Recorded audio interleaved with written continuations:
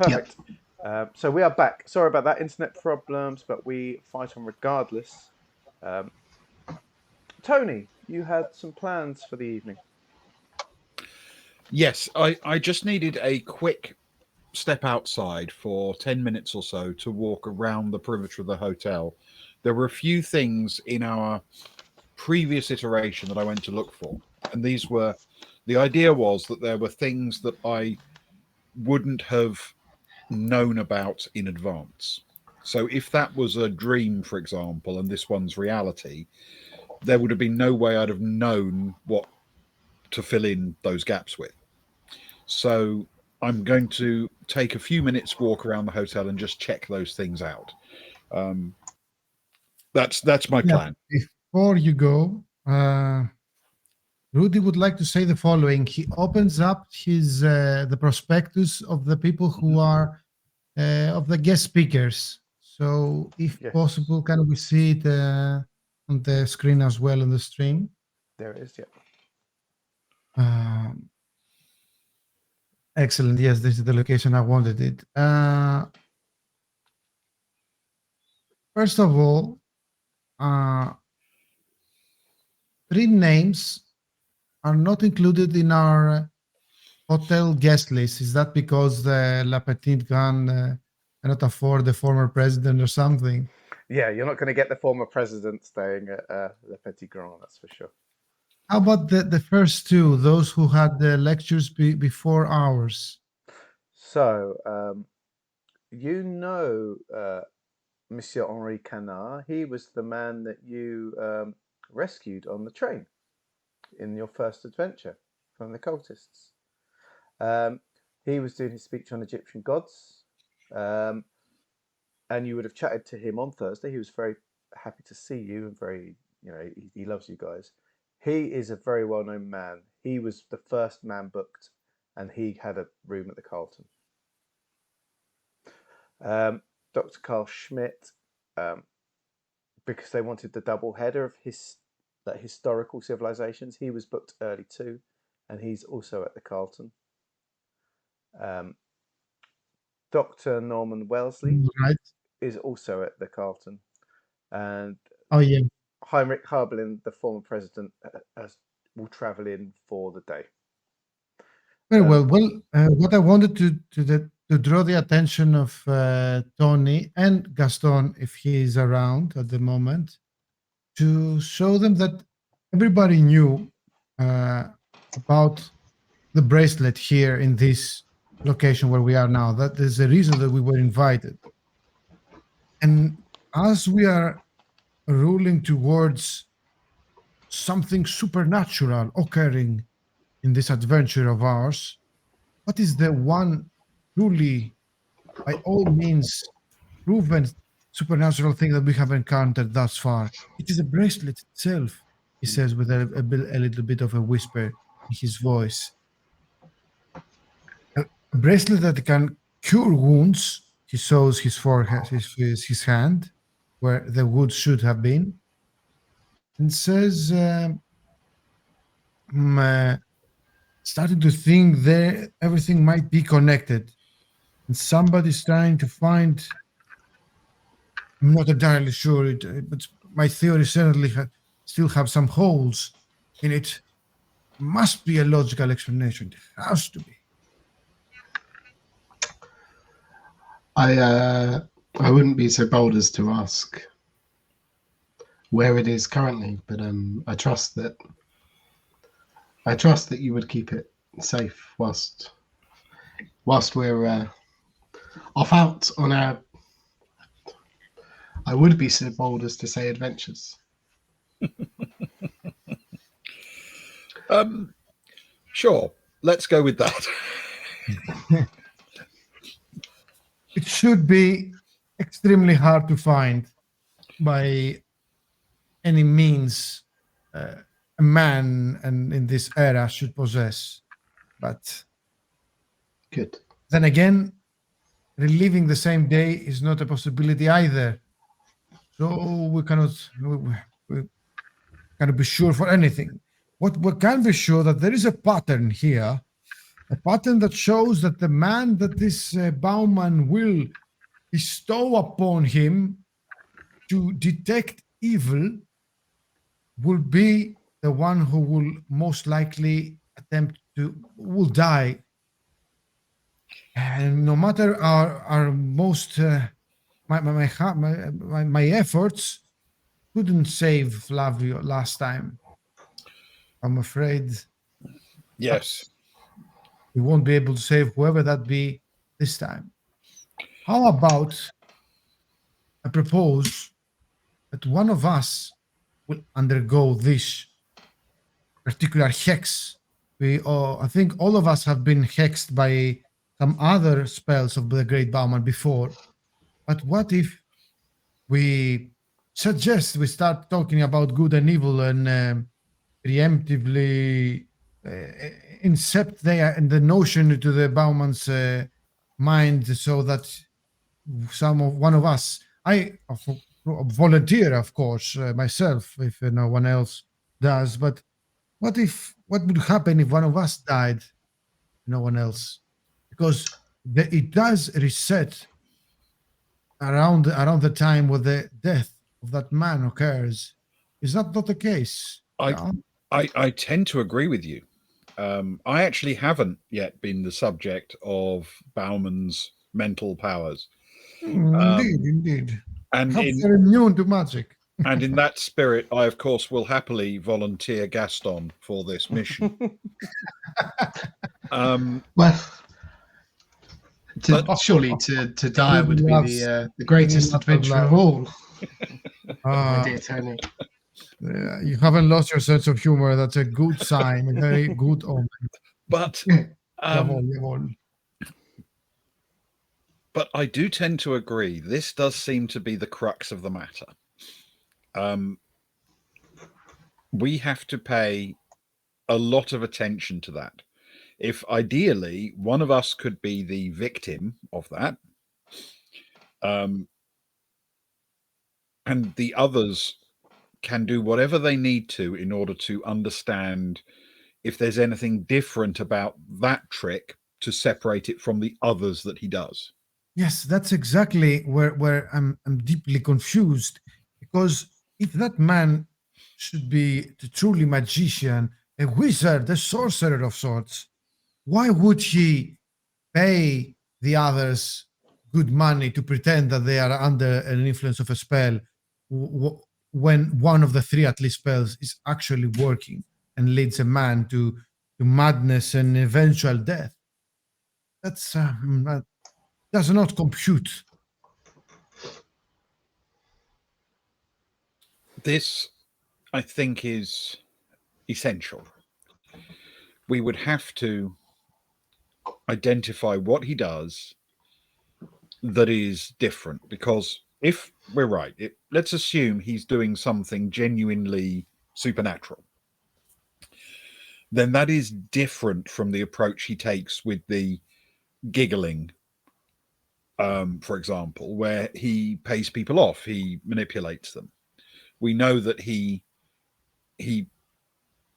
buys his cooperation, but I find it hard to imagine that he had enough pocket change on him to pay one person to slit his throat in the snow and then pay another person to throw himself off the balcony, dragging me with him. You were present at both times. I was. That's very true. And I need to make this absolutely clear. The first one did, in fact, slit his throat, and the second one I didn't push.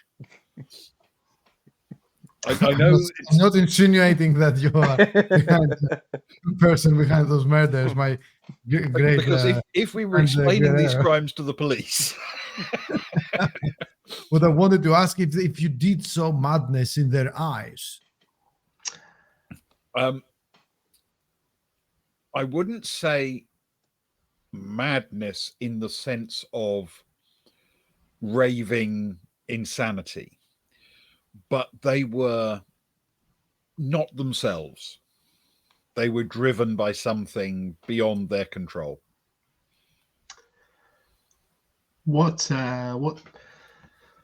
what makes me curious is as to whether this seeking out evil is a regular featured trick in the Great Bowman Show. He's clearly very famous and has done many shows across many venues. Does he do that one in particular every time, and the rest change? He might not even know he's doing it. To be fair, it may be.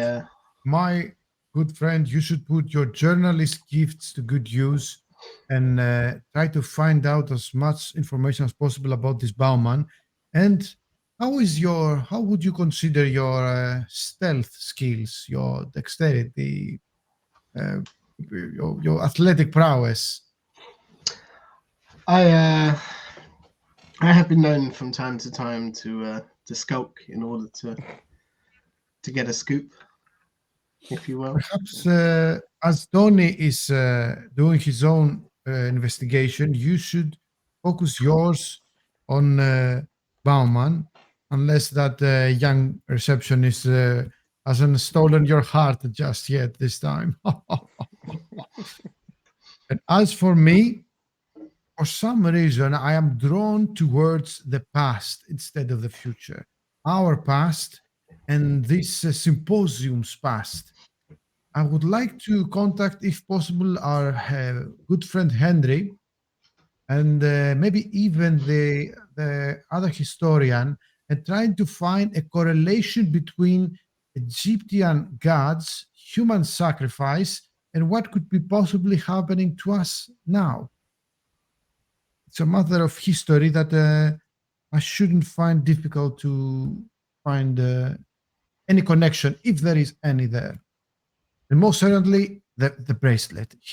Every time he speaks of the bracelet, he looks around like paranoid, maybe catches his wrist subconsciously and says, the bracelet. As you're talking, a waiter that you recognize, of course, he's served you very well the last 2 Fridays.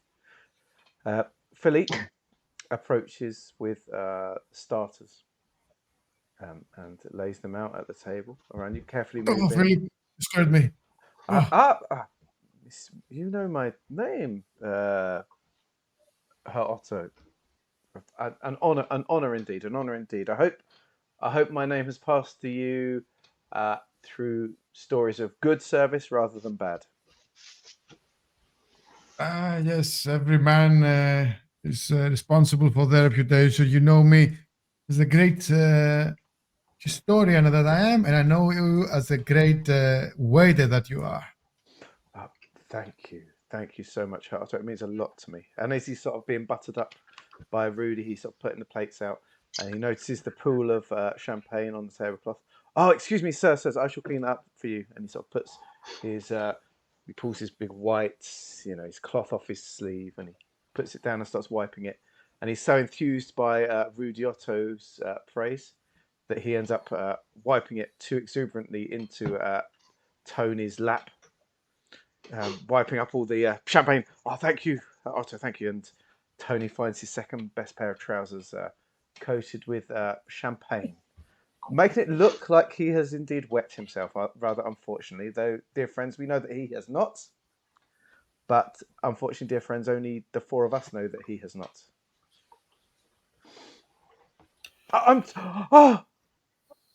Carrera, I'm so sorry. I shall get them cleaned for you, sir. You know what? Don't bother. I have a feeling everything's going to come up clean anyway. That's very philosophical of you, sir. If you will excuse me for a few moments. Of course. I'm still holding firmly to the neck of my own bottle of champagne, of course. I'm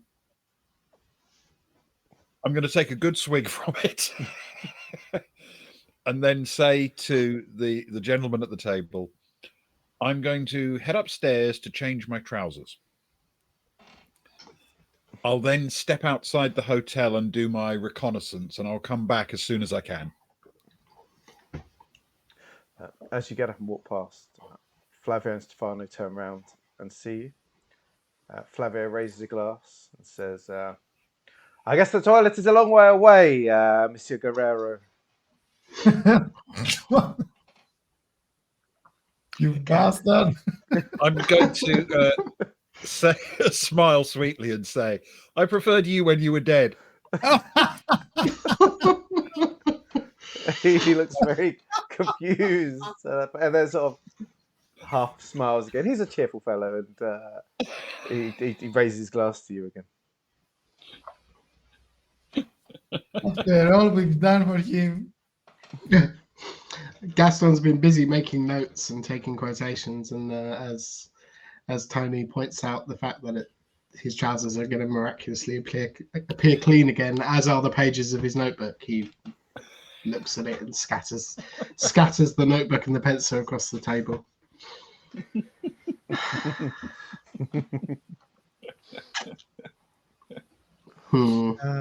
About my research, dear GM, I would like to request a role concerning a history role to find anything. For some reason, this is my personal hunch, instinct anyway, and I would say that's the same as for Rudi.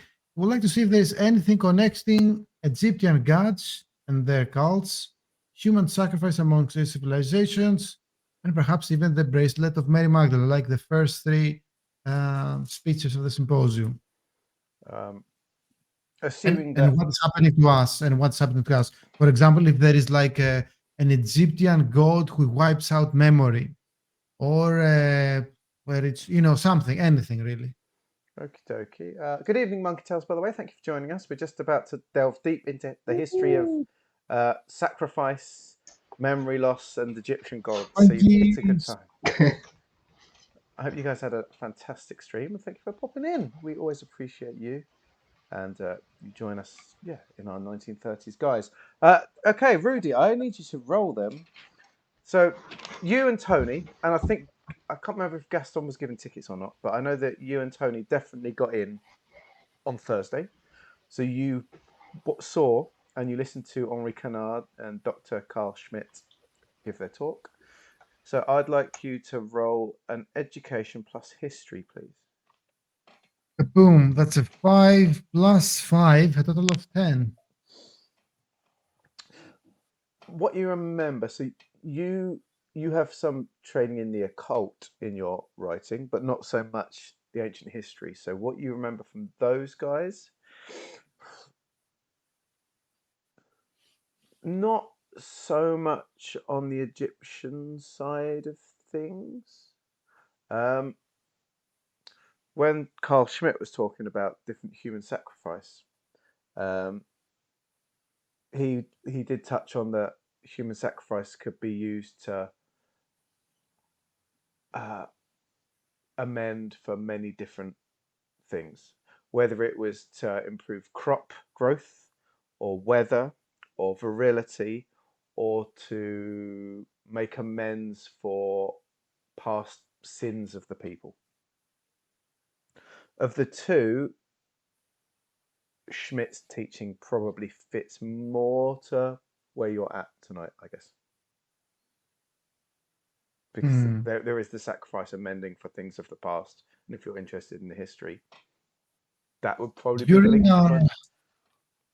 Yeah, during our speech about the bracelet, was there did anything out of the ordinary happen? Did we on the Q&A section, was there anyone who asked something suspicious or something? Oh, this is very good. I'm going to make some rolls for this.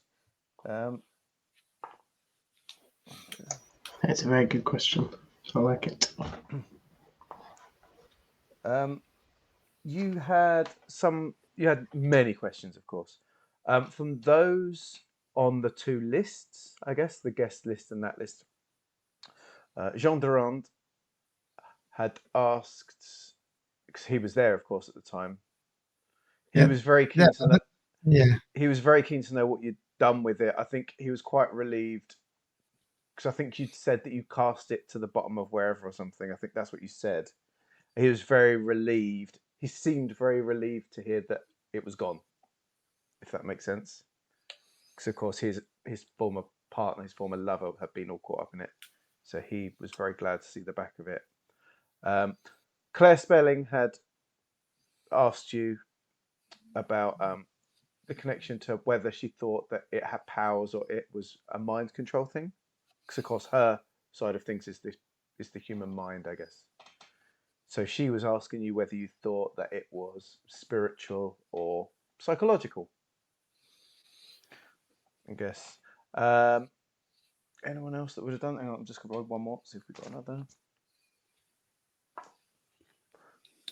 Okay, the other one would have been Carl Schmidt. Interesting. What did he ask? So, being an ancient civilization, and of course, and this being Mary Magdalene's, Carl Schmidt linked that to I guess, the sacrifice of the Messiah of Christ, because of course Mary Magdalene, and whether you felt like the power was imbued through that moment, I guess, that the moment of the sacrifice found itself in the bracelet.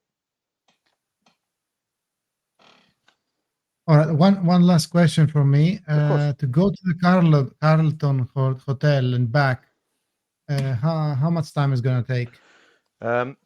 You will know at this time of night that the Carlton will not allow people in. The best bet you've got is a phone call. They close down for the evening meals.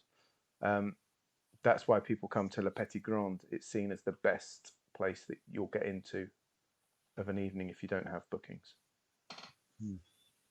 All right, in that case, Rudi, really thinking all those things over, will go on the balcony and lighten up his pipe, warm his warm his beard, and be like very thoughtful of standing like this, and checking out his notes. Fantastic. As you head up to the balcony, you do see that it's undisturbed. All the kerfuffle and everything from the night before, with the bits of wood that fell off as he fell, of course, that's back to normal. And you get a good sight over of everyone tucking into their starters. You see, of course, the great bowman over buttering his bread, as is his style. He's a terrible eater with terrible habits. Otherwise, you just see people enjoying the whole vibe of the evening. You see Gaston sat alone as it stands because dear Tony has headed out. Before we go to Tony, Gaston, is there anything you want to do with your colleagues leaving you in such a way?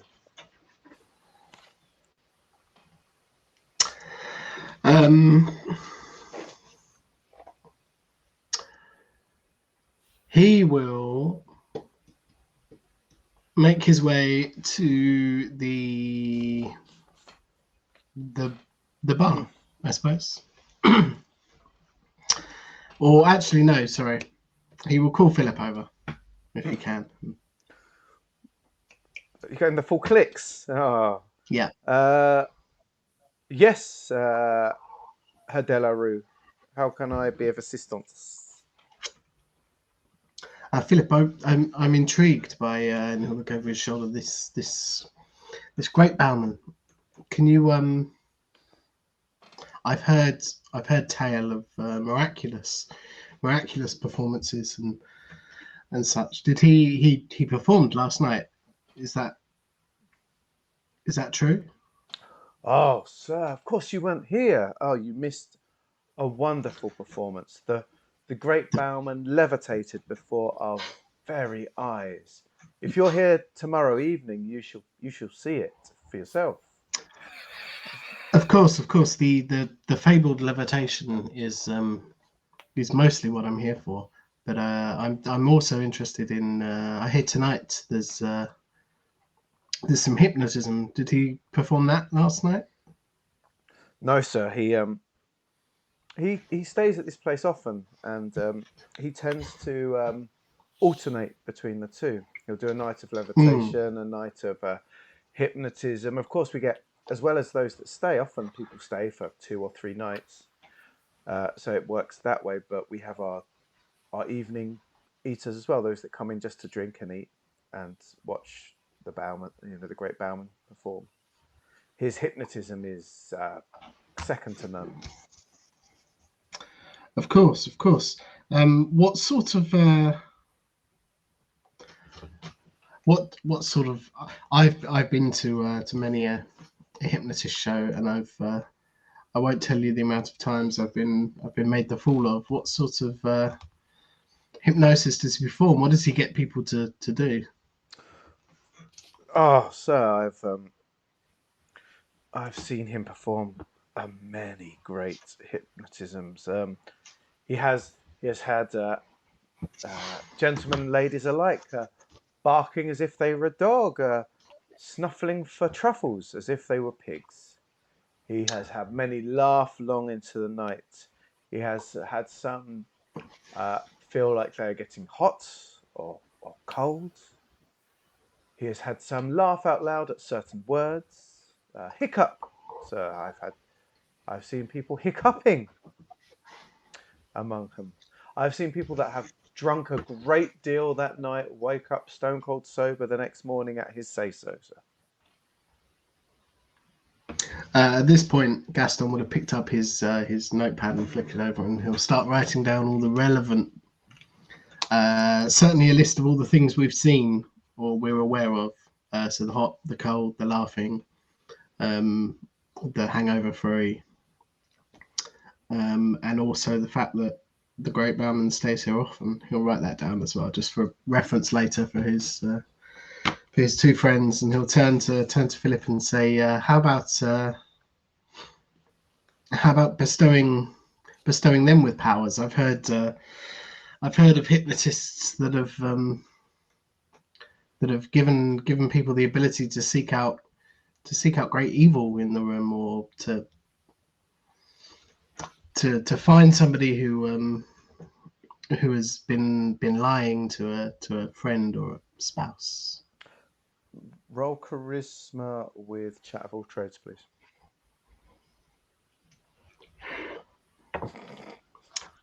That's a 5 plus a 5. It's a 10. Sir, that does not sound like an entertaining evening. Maybe in his he does partake of private engagements, but in a group room such as this, I've never seen such a dark hypnosis as that. The great Bowman is No, a no, great no. performer, but he keeps things entertaining. Of course, I've seen No, no, of course, of he course. has had people find stolen wallets before, but that's probably about as unsavory as I've ever seen. No, I don't mean to. I don't mean to point or make accusations. Surely, I'm just trying to get a gauge of the man. For the readers. He'll note down stolen wallets. So but that does indeed sound like bestowing some form of supernatural powers onto somebody else. The ability to hunt out a stolen wallet in such a fine establishment as this, that must be a rarity. He sort of leans in closely and says, "To be honest, sir, I feel that one is possibly set up. So I've heard of other waiters being handed a few coins to ensure that a wallet finds its way to the correct place. So, but apart from that, he's a great man. I think sometimes one must muddy the waters a little to show the rest of the lake as beautiful and grand as it is. If you wish to talk to him, sir, I'm sure he's when he gets started, he's a big talker. He's very proud of his skills and performances. Oh, If you're of the press, sir, of course, if you're of the press as well. indeed. Perhaps in time, once I'm comfortable and I've finished here. But thank you for your insight. Might I include you in an article? Well, At so least your name as, of course. So I'm but a humble waiter here, and I feel like I would be embarrassed at finding my name in any writings. In any writings, my if you do, my name is Philippe Coates, sir. Coates. You may know of my uncle. He runs a tailor's and coat maker in town, sir. Of the same name. Coates. Coates. So yes. I saw it on the way in. Indeed, I'll be sure to mention that as well for the good readers as well. That would be very much Thank appreciated, you, sir. Thank you, Philip.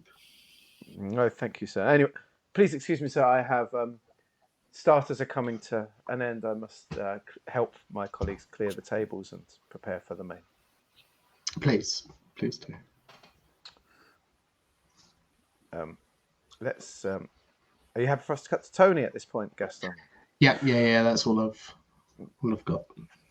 Tony, we shall join you as you storm out with your soggy groin and head past the bear and past the coats, not Coates' coats, just the coats, and up the stairs to your room number 1. If you so Room wish number to. 1. We will open room number 1, please, and go inside. Yes. Closing the door behind. Rest my bottle of bubbly on the on the table or chest of drawers or whatever's in there that's suitable. There is a chest of drawers and there's a desk by the window looking out. So you have choice, yes. A desk by the window then, and I'll take a quick glance out of the window as I do, see if there's anything interesting going on. This is the side of the building that looks down into the town. And you can see that the snow is starting to fall. We're not going heavy yet, but we're going steadily. And it is settling on the ground. There was a bit of snow before from the previous evening. And it's starting to settle all over again. And you can see as you look out, one by one, some lights are flickering on, some lights are flickering off as some places close up for the evening. Take care, Rock Frog. Thank you for joining us. You sleep well, and we'll see you soon. Thank you for joining us as always. We appreciate you a lot. And but you see nothing out of the ordinary that you wouldn't expect to see. Okay. Then I will obviously carefully remove my shoes and my trousers. Take a couple of moments just to dry off my legs. And I shall take my 4th best trousers. Describe them to us. My 4th best trousers are charcoal grey in colour. They were, in fact, the trousers that on the first evening, the first run-through, I wore in the evening. Oh, no. And were ruined with Armagnac. But luckily, they seem to be perfect this time. Excellent. This is good. This was one of the things I wanted to check. So we're going to do that and make a little mental note that in general, for future reference, tan colours are not a good choice for trousers for myself. This is clearly not the way to go for trouser colouring. So I shall change my trousers and put my shoes back on. I will then go and collect my bottle of bubbly and head back downstairs, please, to the lobby. You can. You walk past. As you walk past, you see a couple of guests coming and going, but not too much. There's a few that are being welcomed in at the front door by Sylvie that are coming in to enjoy the outside bar. Of course, it's the famous outside bar at the end of town. Beautiful look up to the Carlton. Beautiful look over the mountains. And you see them coming in and walking through. So a couple, doff their cap to you as you walk past. Politeness. Pass the bear to Chapeau, your chapeau. left. And as you walk out, opposite you, you do see Sylvie at her desk as she sort of welcomes a couple of people in, checks her book. Yes, Madame, Monsieur, you do have your booking by the one by the table in the corner. Please enjoy. You're a bit late, but that's okay. You know, everything is fine. And then she sort of looks up at you. Monsieur Guerrero, you're wearing different trousers to the last time I saw you. Generally, I'm wearing different trousers. Yes, that is my lot in life. Usually, I'm wearing different trousers. It's very nice of you to notice. You have so many pairs of trousers, Monsieur Guerrero. You must be a very wealthy man. It turns out that I, for some reason, never seem to have quite enough pairs of trousers. It's just one of those things in life. You know how some people would say they could never have enough books, and Yes. others would say they could never have enough nights at the symphony. Well, it turns out for me, the one thing I can legitimately say I never have enough of is trousers. If I remember, Monsieur Guerrero, we have you when you arrived. You did leave us a pair of trousers to keep in the safe for if you needed them. Two of them, in fact. Are you happy to keep them with us, or do you need them? Are you churning through your trousers faster than expected? My third and fifth best trousers are in the hotel safe, and you know, I would at this point often have said by now I will probably need them back, but in truth, I have to tell you this: the dry cleaning service that I have experienced at this hotel is not just impressive, it is miraculous. That's very good, sir. I shall be sure to pass on the good review, sir. I wish you would, and sadly, I don't think anyone will remember you doing so, but I really do wish you would, because it is, frankly, just about the only thing that has opened my eyes in a wonderful way since I've been here. Lots of things of curiosity, but the dry cleaning has really been exceptional. She smiles. Monsieur Guerrero, please don't find me impertinent, but I was wondering if I could ask a question about your colleague, young Monsieur Delarue. Very well.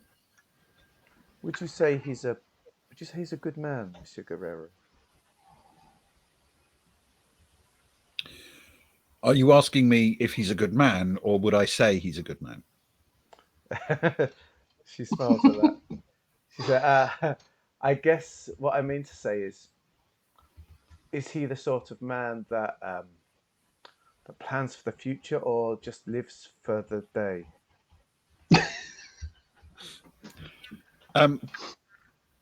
I think he is a very good man, and I would be tempted to say so as well.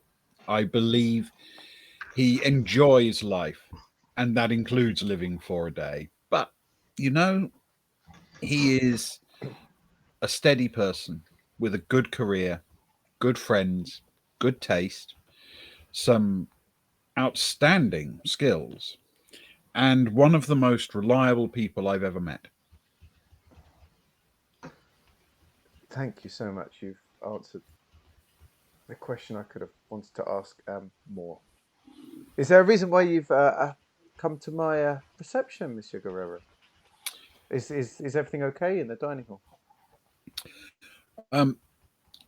Well, I could be facetious and say I got to the bottom of the stairs and here it was. But also, I'm planning to take a quick stroll outside the building. Oh, very good, sir. Very good. Very good. A touch of air often clears our head well. She looks at your bottle of champagne that's sort of half empty or whatever. I feel sometimes it's a very good idea to catch one's breath of fresh air mid-evening. It's a treat that I enjoy, especially with a light dusting of snowfall. And truthfully, I am confident that I will learn something of interest this evening as I step outside. Oh, very good, sir. And she sort of smiles at you and gets back to sort of filling out the paperwork from sort of the guests that have just arrived. And I shall smile back and step outside the hotel, stand on the doorstep on the little, if it's a little line of stairs down into the snow or whatever, take a good long swig of my bottle, as the more elegant of people do, and then stride down into the snow. Okay. I'm not going to start making you roll for every single agility thing you do yet. You've not drunk quite that much. But stepping out into the cold does hit you a little bit, as it does when you walk out from a pub into the night. You're a bit of a chunk away in, and your cheeks gleam up slightly red, and you walk down. I'm assuming, are you going back to the side of the house, the building that you went to? Yes, previously? please. Okay, you make your way round to the side. Outside the downstairs of your rooms, I guess, to where you looked last time. Okay. As I head through, does it look as I remember it? So you remember it as one window frame slightly cracked, half buried in the snow. There's a small seesaw. The fence is half painted, gleaming white with some older white paint as well. That's how you remember it. What you see is quite different, I guess. There appears to be no cracked window frames. Of course, there's much less snow at this point of the evening, and there is a seesaw, but you're about 80% certain that it's at a different angle and it's a different color than you remember. As for the fence, it's not painted. It's just all older white paint. It looks like a bit shabby, like it could do with a bit of an update. Okay, so I mean, a quick reference for me. We're essentially a few hours away. We're a few hours earlier in the evening, so to speak, than the last time I was here. Yep. I know that sounds ridiculous, but you know what I mean. Yes.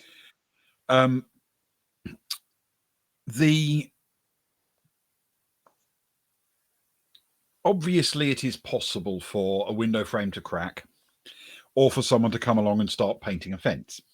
Yeah. Though I'm not aware of anybody who would actually paint a fence while it's snowing. That does seem a truly stupid thing to do.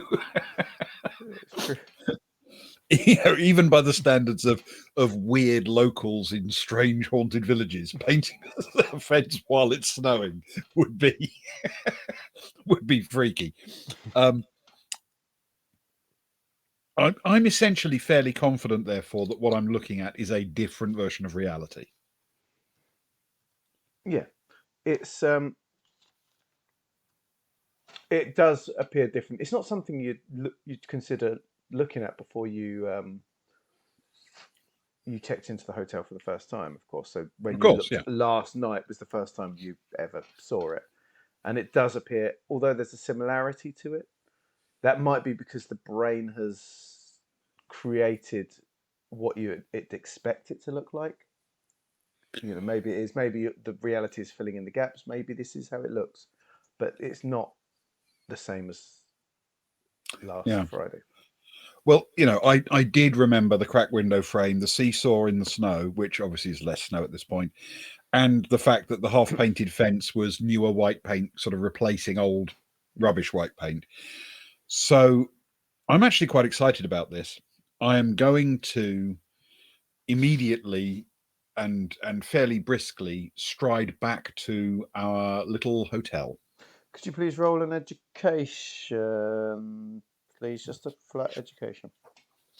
I can indeed. What's that? 4 + 4, please. Total of 8. As you turn and walk, you do notice there appears to be a shadowy dark figure up in the room next to yours, which is the Great Bowman's room. Briefly there, and then it vanishes again.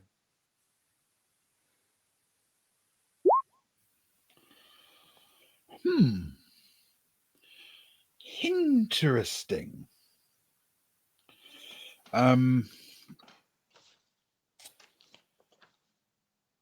Okay. Yes. That's worth knowing. I'm going to note this and stride back into the hotel. Mm-hmm.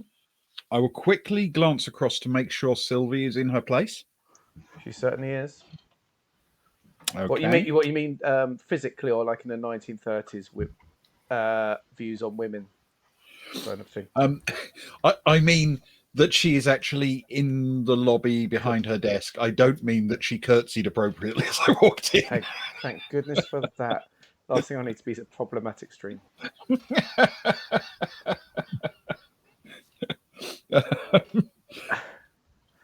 Yes, she's there. She's there. She smiles at you when you come, and she sort of looks up, thinking you might be a new guest. But when she sees it's you, she smiles and she. Good. I just want. I don't know exactly how long I've taken, and I have no idea how swiftly she could move. It's only down a flight of stairs, but it makes me think it's unlikely she'd popped up to the room, probably. Okay, so then I will enter back into the hotel lobby. Mm-hmm.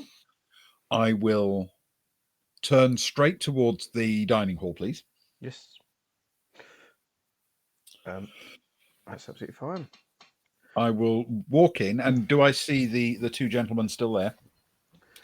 So as you walk into the dining hall, you see that the main meals are being brought out by the phalanx of waiters who are also filling glasses and so on and so forth. You see Gaston, who sat at the table looking rather lonely but warm by the crackling fire. He's just popped upstairs to a room, actually. Oh, okay. Well, there you haven't. No, he had some. I'm joking. I was going back to where Gaston was. Gaston by the table, but you see Rudi is not there. But it's almost like you can sense the puffing of his smoke above as you're sort of taken in the room. You do see that he is stood up on the balcony overlooking everything. You see the bowman with a horribly overcooked steak, of course, putting far too much salt on it, the monster. And you see everyone else where you'd expect them to be. De Groot and Peters on the table next to where you would be. Spelling and... sorry, Peter, that's Peter. So Van Beek and De Groot at the table next to you. Peters and Spelling at the next table along. The Great Bowman by the wall near you. The brothers Esposito underneath Rudi Otto. The site of the terrible crash last night. Duran's in the corner by the outside bar, and you get that massive deja vu sense. This is a dining hall you've walked back into at this point 3 times now. You know. Yes. So I'm going to walk over to the to my two friends. Carefully pull out my chair and sit down, and plant my champagne bottle on the table, both hands on the neck, and lean forward conspiratorially towards it, looking to them on each side of me. And it's like, although Rudy's not there at the minute, of course, he's overlooking. But sure. If I can join, if I say this. Yeah, cool. So maybe it's time for a group meeting. Cool. So seeing that Rudy will make his way down. Yeah. And I will look at them and say, okay, it isn't just the hotel. There's something really freaky happening out in the town, or to us, or both. But the whole area is different today than it was yesterday. Do you mean it is different from the last time before this our reality resetted? Yes, last time there was a fence that was different to this time's fence. This time the fence is white. Last time it was white with some white on it. It sounds very similar. On that But bombshell, white with white on it. on that bombshell of the white fence, the most huge bombshell we've had all stream, that the white fence is not quite as white as it was the night before, and it was whiter. There's still some white with white, but last night it was really white with less just white. We shall take our break because I need 5 minutes to recover from this sudden burst of The information. bombshell of the white picket fence. The white fence. So while I'm fanning myself and questioning my decisions in life, let's all take a 5-minute break. Please don't go anywhere, guys. Go to the loo, get a drink or whatever, and come back and we'll get some more Tony and Rudi happening in a few. Cheers all. Let's get the intro on. There you go. Everyone loves the music. Brilliant. Cheers.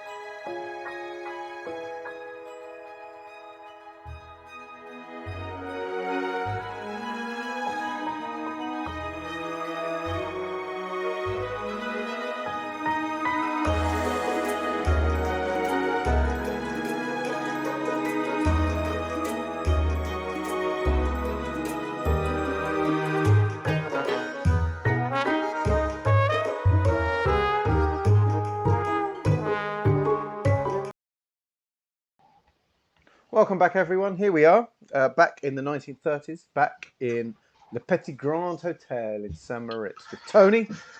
I'll do my hands a bit more visible with Tony, with Rudi, and with young Gaston. And our three friends are experiencing what we could call a Groundhog Day experience. And they're on their third go round, I suppose. And they've all gathered back at their table in the dining hall next to the roaring fire in this festive, pine-laden, beautiful room full of happy diners chowing down on steaks and vegetables and pommes frites and drinking copious amounts of alcohol. But our three friends are not so cheerful. They're not tucking into their food with such vigorous abandon.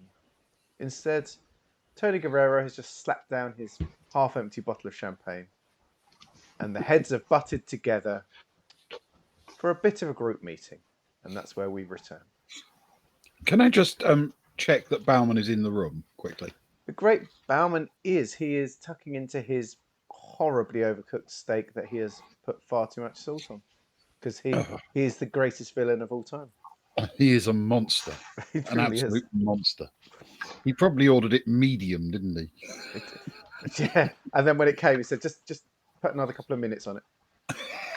Oh, the horror!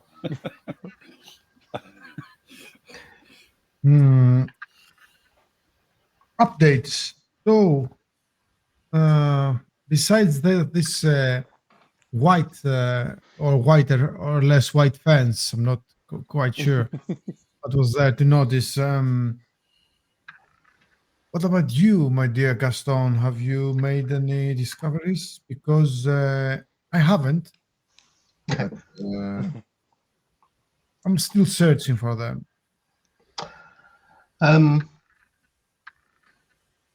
Just discoveries, yes, maybe, but only ones that lead to more questions, I feel. And he'll slap his notebook down on the table at the right date, and he'll what I can only assume is the trustworthy Philippe. I think you'll remember 2 nights ago on Friday, he was so kind as to lend me his coat. He's by no means a malicious man. He first off says that the great Bauman stays here quite often and puts on a show, which is interesting. And also that his hypnotism act quite often will involve somebody feeling hot and cold, somebody laughing throughout the night, somebody waking up the next day completely sober. Uh-huh. And though it made Philip somewhat uneasy, the stolen wallet trick has been done before. But Philip is under the impression, he'll lower his voice and lean in somewhat. And Philip is under the impression that perhaps that is only because of the exchange of money between the Bauman and some members of staff.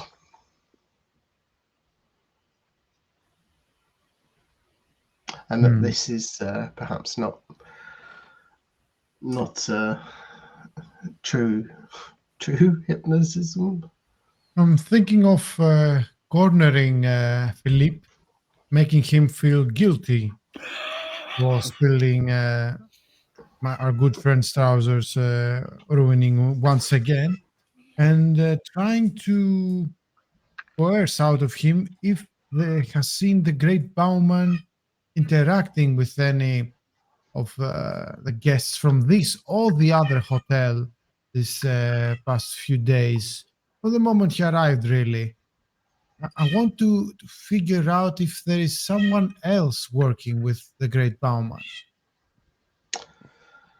Please, I was about to say, remember, he is an innocent in all of this, but then of course you brought up Tony's trousers, and I can no longer say that.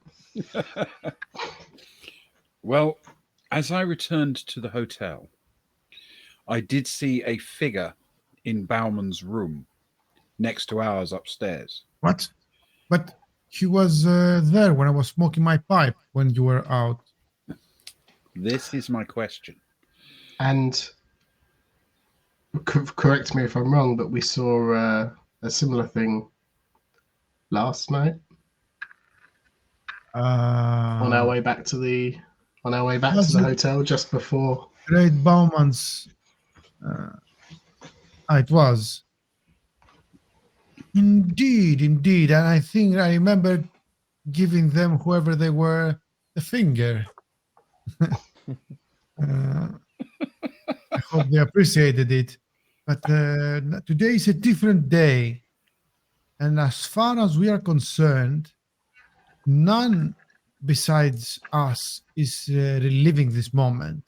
But I think if one more person would be, it would be the one who's most probably causing it. And if it's not the great Bauman, perhaps it's that silhouette of a man. I could go upstairs and see if I can see anything. Perhaps we have something different to look for this time. I want to press down on Philippe and learn anything about the Bauman that I have to learn. If there are any alliances, no apologies, alliances. Like I'm thinking of a different word, like contacts or something Mm-hmm. you might have had during these past few days. Remind me, both of you, how much longer till the hypnotism starts? I think it happens after the meal is finished. So the main courses have just been served. We've probably got best part of an hour, I would think, wouldn't we? Yeah, pretty much that. You got people halfway through the mains, then from your experience, you have that few minutes changeover to the dessert, then aperitifs come round and balance. So somewhere between like 40 minutes to an hour. Okay.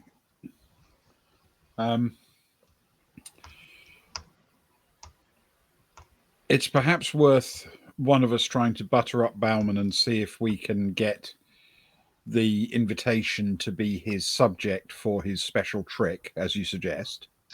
He's got too much butter already. Look at that roll. I know, and the salt on that steak. I mean,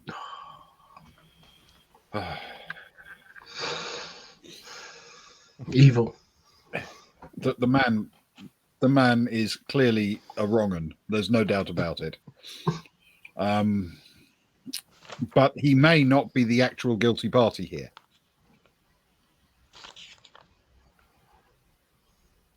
Yes, he may be one of two guilty parties, I would say, in that case. But yes, Or even a patsy. I mean, how hard would it be for someone to tell him, give him a target, and then make something happen without his knowledge? If, as you suggest, he's got a partner, that partner might be feeding him names, information, setting up other parts of the trick for him.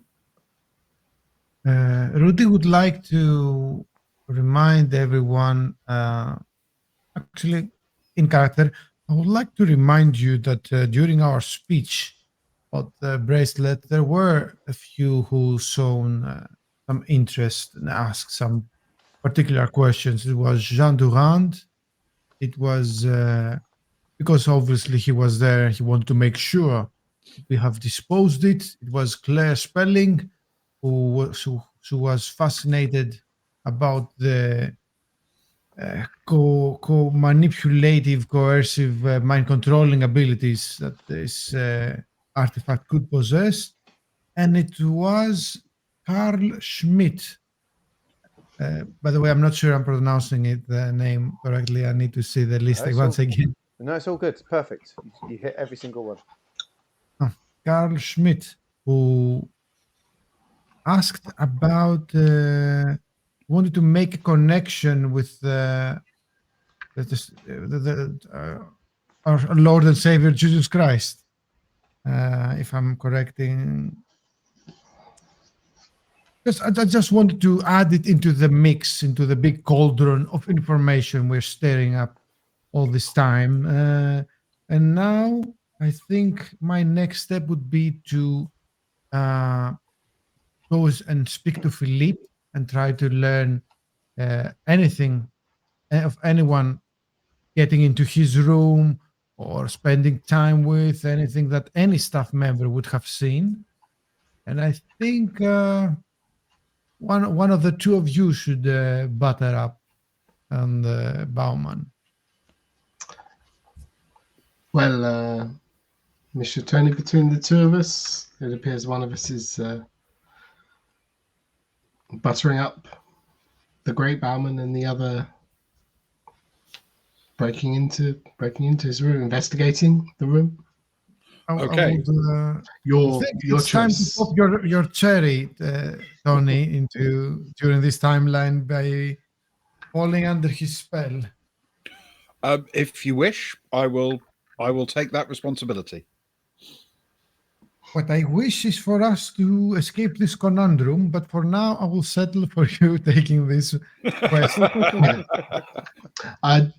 Whilst we're on the subject of wishes, Mr. Tony, Mr. Rudi, gentlemen, if I may, for the third Friday in a row, I have managed to secure the company of a beautiful lady, and tonight I would like to actually make it. So whoever is the third member of the Suppose if you want this to be the the last time, the one that counts, we should strive towards other goals and not you enjoying yourself with a fair maiden. Well, if at the least, if we could keep the tonight's target alive for let's see what will happen till then. What I can do for you is to make Philippe feel so guilty that he will immediately summon the entire team of the staff and make sure that they ask the questions. And what I'm saying is that I will make sure that there are less members of the staff swooping around as you are swooping around on the Bauman's room. As this conversation is going on, your waiting staff have re-entered the room and are clearing away plates. There's one that you don't recognise who comes up to you, and the one that you don't recognise looks down at the three of you who haven't really touched your food. Is everything okay, sirs? I would like to speak to one of your staff member. I believe his name is Philip, but perhaps we should speak in private. Is something wrong, sir? I can get the manager, Afrika. Where do you want Philippe, sir? Perhaps, yes, the manager should. No, actually, I'm not sure. The food was fine. My good man. I was merely put off by the state of that man over there. His steak and the salt and the butter, and I couldn't eat another bite after seeing it. The Great Bowman, sir. He's renowned for having unique tastes. Atrocious, but what I did have was spectacular. Please thank the chef. I will, sir. I will. Surely I will. And he gives Rudi a bit of a funny look, and he smiles at Gaston, and he nods at Tony as he gathers in the plates, piles them up his own. But do please see to my my friend's request as well, Rudi. Yes. Of course. Very good, sir. I shall get him straight away. And you see him sort of with a trained eye. It's like as they're all taking in the tables, they're also keeping an eye out, the waiters. And he does make a sort of a little motion with his shoulder. And Philippe does indeed. He's got a plate in each hand, but he does wander over to your table.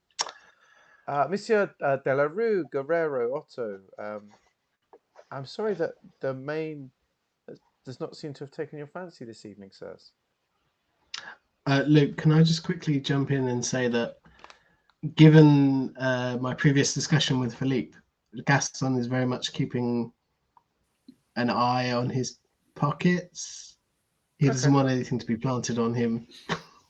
Yeah, regardless of how many times this may loop over and who may forget it.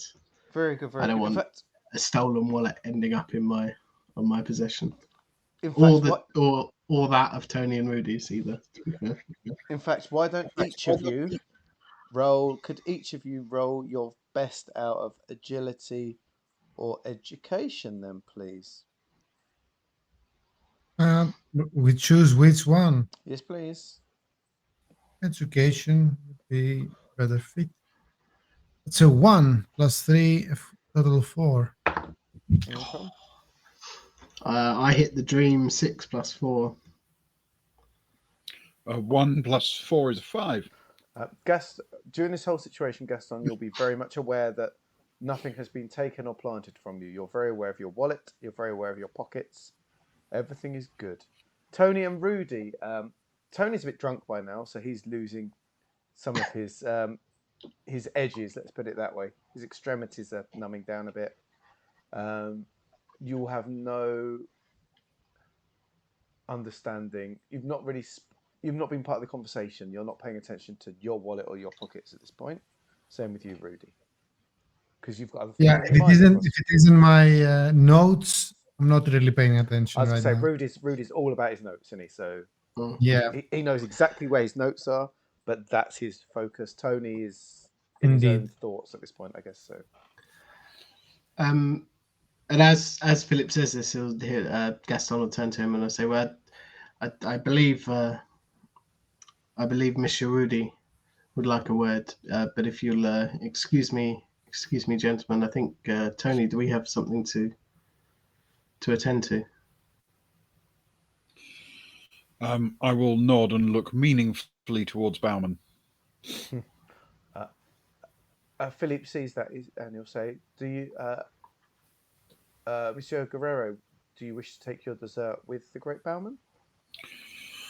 I would like to sit with the great Bauman, if I may. I think I will miss dessert, thank you. I'm on a special diet comprising nothing but champagne. I feel, Monsieur Guerrero, this diet will become very popular in 50 or 60 years' time among supermodels. I have seen many models. I'm particularly partial to those of steamships. I wouldn't describe any of them as super necessarily, but I do enjoy them. Very good, sir. Very good. I shall bring. Do you wish for another bottle, sir? I can bring one over to you and Bauman. I would. To be fair, I think part of the good things about the diet is that because you're constantly drinking on an empty stomach, the one bottle will probably suffice. Thank you. Very good, sir. Very good. And he nods at Gaston as well. I guess he leaves and turns his full attention to Rudi. No. Mine good and friend. Point. He towers over him. He seems like he's very.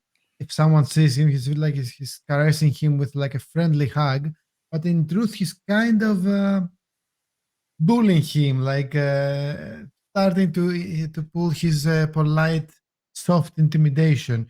And he says, "My good friend, Mr. Guerrero, is very polite and chivalrous, and insisted of me not making it a huge issue.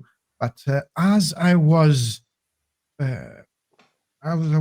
speaking of how much we're happy with you, You've ruined my friend's trousers with your um, lack of grace. Such a I, disgrace, really. I'm so sorry. The manager, Herr Fricker, has already docked my wages for this evening, and I accept it as a terrible mistake on my part. I was just so excited to be in I conversation am, with you, sir. I'm so sorry. I am, as you can see, I'm more blunt than my friend, but there is a way to atone yourself. Maybe even uh, convince me to speak to the manager myself and say that it was, after all, my fault. Oh, hey, lollygaggers, by the way, Melazira, hello. You've joined us for our evening of Tony and Rudi. It's the 30s. Shy, Zizi, lol. Monogatari, thank you so much. We love it when you guys turn up late for us on a Saturday. Lollygaggers yourself, thank you. You bring extra energy to our wearying, middle-aging, except you and souls, and we're happy to have you with us. Thanks, Luke. You're welcome, mate. You're welcome. Things have gone weird in the 1930s. It's all gone a bit Groundhog Day in St. Moritz, and our dear heroes are trying to get to the bottom of things and work out how on earth to solve such a problem. Tony's trying to get to the bottom of a champagne bottle. That's his main aim for the evening, and Gaston's trying to get to Sylvie's bottom. Oh, Luke, but that's a bit later in the evening. you went there. I went there. I couldn't help it. I'm sorry. I'm sorry. Ah, One Ring again. Excellent. You guys are really nailing it with the One Ring. You and Monkey Tails are both hammering out some One Ring at the minute. Obviously, you both know something we don't know about how good it is. I feel like we need to become part of this triumvirate and get playing it. Rudi, yes. Philippe. No, there's only one way, as I was saying, to redeem yourself from your clumsiness. Oh, sir, I'm so rarely clumsy, sir. It was the moment, and could you please roll for me, Rudi? You can choose how you're going to do it. If you want to be friendly and chatty, you can use charisma. If you want to be a bit more, use your size, I guess, and threateningness, you could use your strength. You're not actually fighting, so just your strength, please. So you can choose charisma or strength, depending on how you want to go about it. He's still more charismatic than he's, like the stats should suggest that I should roll charisma. But for some reason, I feel like rolling strength and intimidate him with my ex-heavyweight boxer stature. So I'm gonna go against what I should. I'm gonna roll strength. And yes, the dice gods have decided, and it's a 6 + 2, an 8. The dice gods decided that it was the right move to Nice. take. That was the right move. I had a good feeling. As Rudi sort of, Have him like this, but I'm squeezing maybe a bit. and Rudi's big and Philippe is small. Rudi only needs to get halfway out of his seat to be taller than Philippe. And while you're sort of being friendly in nature, there's that threateningness of the strength, the that muscle that's also, is the muscle of a fighter. And Philippe does cower somewhat. Monsieur Rudi, I'm finding it hard to breathe, sir. Well, yes, I understand that you must feel very, very.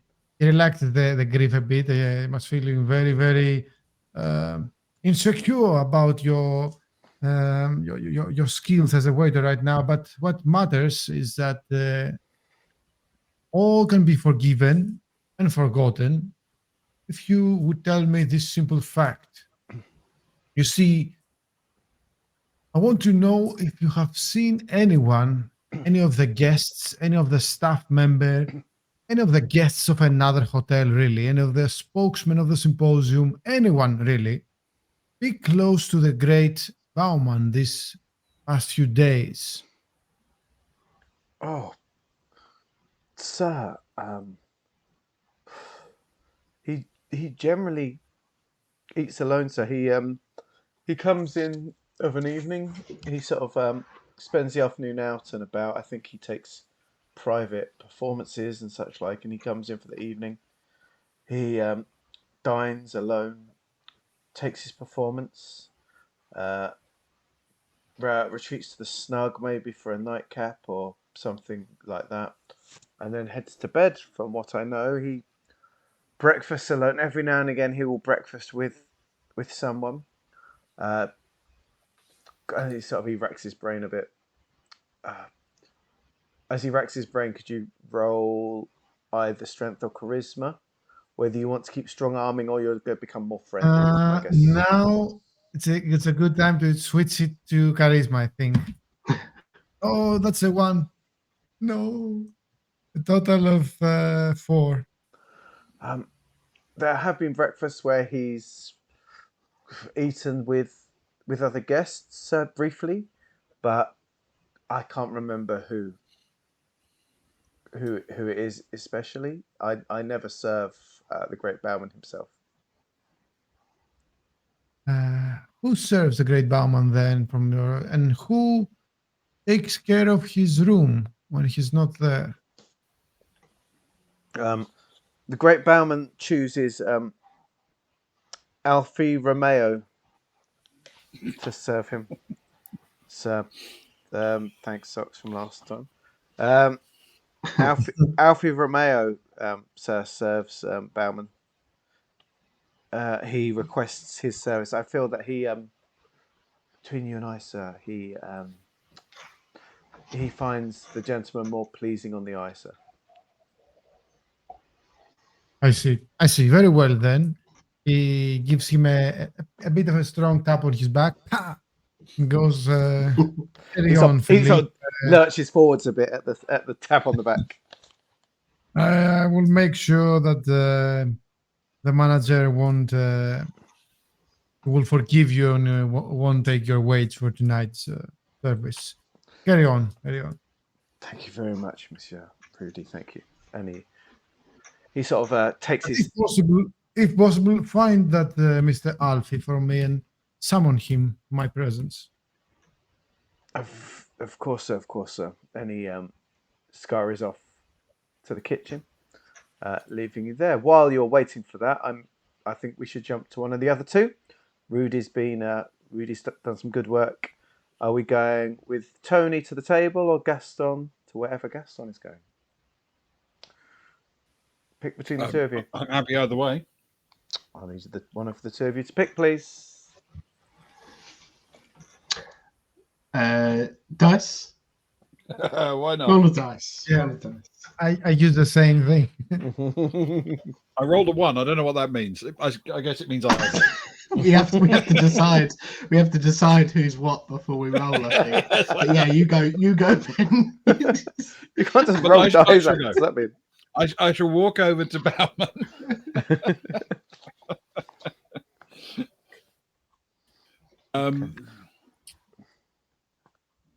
And I'll sit down if he's happy for me to. I won't sort of be too effusive about it, but I shall walk over and say, may I join you, sir? Bauman is just finishing off his steak, but you can look down and you can see it's cremated. You can see that almost a layer of salt on top of it. There's a smeared, almost a pat of butter across half the plate where he's sort of been wiping up juice with a crusty bread. He's left anything that is good anything that's good and holy on the plate. Any vegetables are left. The man is indeed a monster. And he looks up at you. Roll a charisma for me, please. As to whether you can judge how he looks up at you.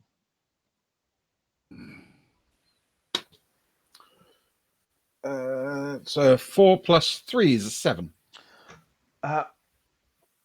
He looks up at you with, from what you could guess, is sort of a mild irritation. I guess. Monsieur Guerrero, I believe it is. I'm just finishing up my meal at the moment. Is it important? Can it not wait for a while? I talk better after my stomach is filled. It can, of course, wait. It isn't urgent, not even important. But I just wanted to tell you that I have heard much about you, and I am very excited to see your performance this evening, having sadly missed your remarkable demonstration last night, which is the talk of the hotel. Ah, yes, the levitation, of course, always goes down well with the guests here at the hotel. It is one of my great wishes to see and understand these kinds of phenomena that people like yourself, who clearly have remarkable and supernatural gifts, something I would be very interested to learn more about and to study.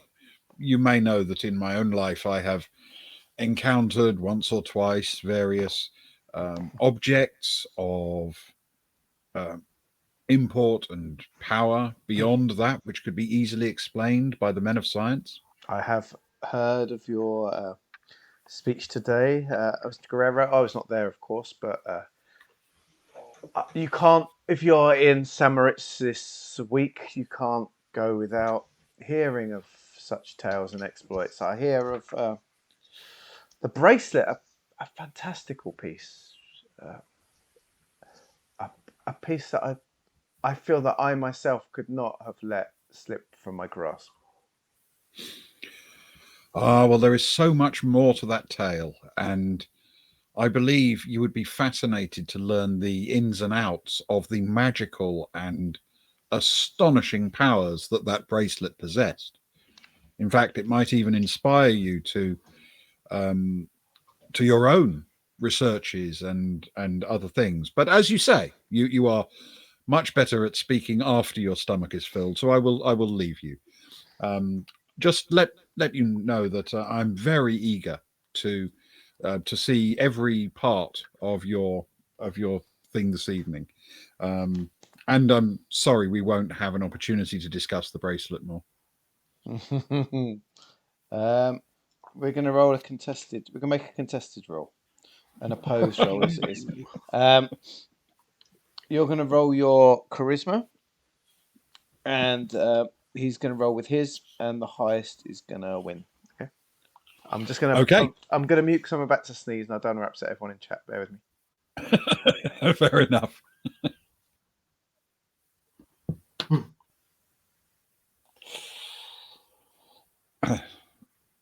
That's a mere 7, I'm afraid. That's all right, because you rolled a 1. Stop, Mr. Guerrero, please. Pull up a chair. Maybe I was too hasty. Alfie. Another. Are you drinking, Mr. Guerrero? He sort of looks down at your 2/3 empty bottle. I'm fine, thank you. Then just the schnapps for me. And send some over to the table with Mr. Guerrero's friend. He looks over and sees Rudi with a waiter's head sort of caught between his arms, like a bit of rubbing his hair at that point. Give the old.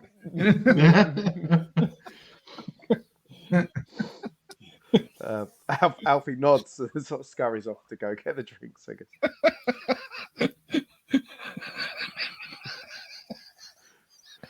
Now, Mr. Guerrero, now that we are best of friends, perhaps you can tell me more of this tale. I would love. I would love to. It was a piece of unsurpassing beauty. Mm. It was astonishing in its delicacy, and it had this sense about it that you were holding an important piece of history, but also something with a sense of something else to it. Mm. It's hard to describe, but it felt like it had its own aura, its own weight, like it was slightly out of place or out of time. Do you know that sensation if you um, expect something to be a certain weight, and when you pick it up, it's either significantly heavier or lighter than you think it will be? That sort of thing of, oh, that was unexpected. Well, it had that all the time. Ah, I do know what you mean. The earth itself feels that with me when I lift myself off the ground from my levitation. Mhm. Of course, yes, you would have a strong understanding of that sense of weight and feeling it fall away, presumably as you levitate. Absolutely, absolutely, absolutely. Mm. But it's not just the feeling you get from it. You see, somehow in its time, it was possessed of an astonishing range of blessings and abilities. Mm. A person wearing this bracelet had remarkable powers. Even compared to one such as yourself, they were astonishing. Interesting. What happened to this person who wielded the bracelets? Well, unfortunately, she fell foul of some unfortunate happenstance. But had it not been for that, I suspect she could have strode across the world like a colossus. And you see him leaning forwards. The sort of the schnapps has been bought, the food's been moved away, and the sort of the dessert has been brought in as he leans over talking. Rudi, as you see out of the corner of your eye, Rudi's let go of Philippe, who's just scurried off and has the schnapps placed in front of him, and the dessert, whether he's touching that or not, is up to him. But you are you see Bowman pause and take a slurp of his drink, a very uncouth slurp. He puts it down. He says, "This bracelet. What became of it? Could a man still find it, or has it been lost again?" I find it hard to describe in detail what happened to it. The way I feel it left our company was by its own volition, Hmm. as if it had revealed enough of its power and was now satisfied for a while. I feel it took itself away from the hands of man, and will probably one day return again. It was like it had just hitched up its skirts just a little bit to show us a hint of ankle, and then disappeared from our lives, leaving us wanting more. Fascinating. This is fascinating.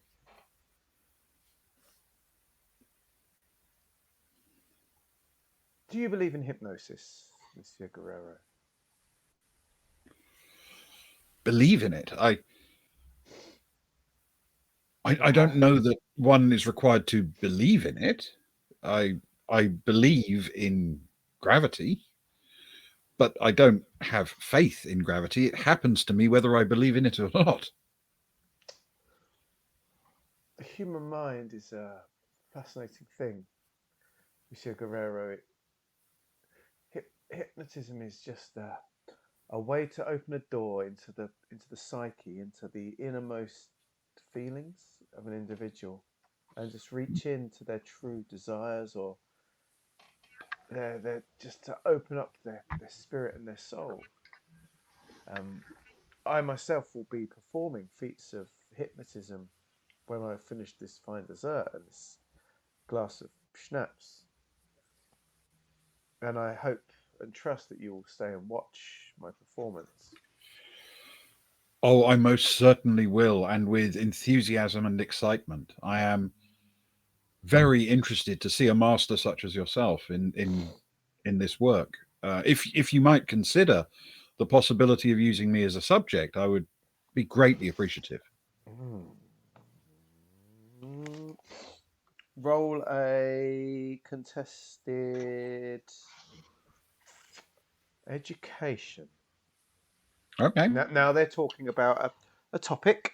We've moved on from how cool you are to what you know about a topic. We're going contested. that's a 7, I'm afraid. Well, we need to re-roll a tie because he also hit a 7, please. Okie His education is high. Get another chance to do. Better. Okay, that's a little bit better. Just a smidgen better. That's a 10. 10, and you beat him on that.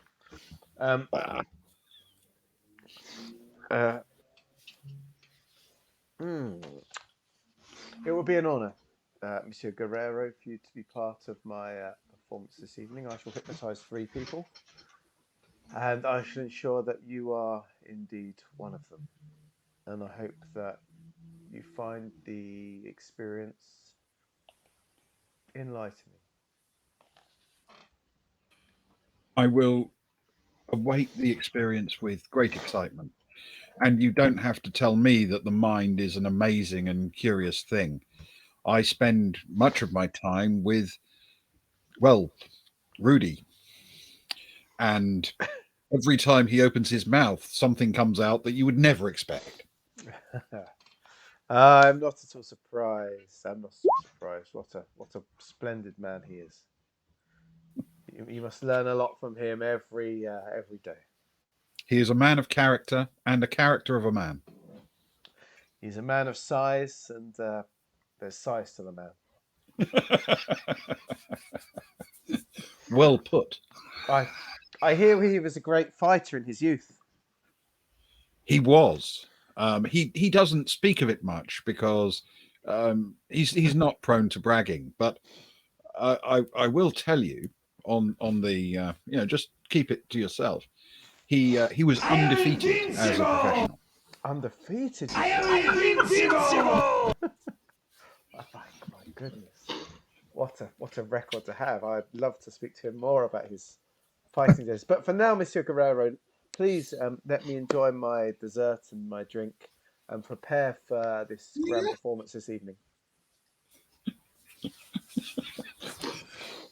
Thank you. I will look forward to seeing you later this evening, and thank you for your indulgence. No. And I will stand up and walk over to the unbeaten Rudi and take my seat back at the table and say, I think the fix is in. I am invincible. You are quite a silver-tongued devil, you.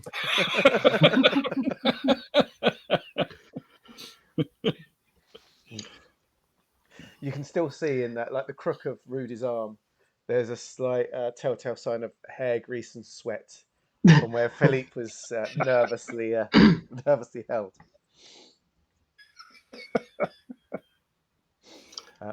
Our 2 heroes are together. Are we happy to go and join Gaston in what he's up to?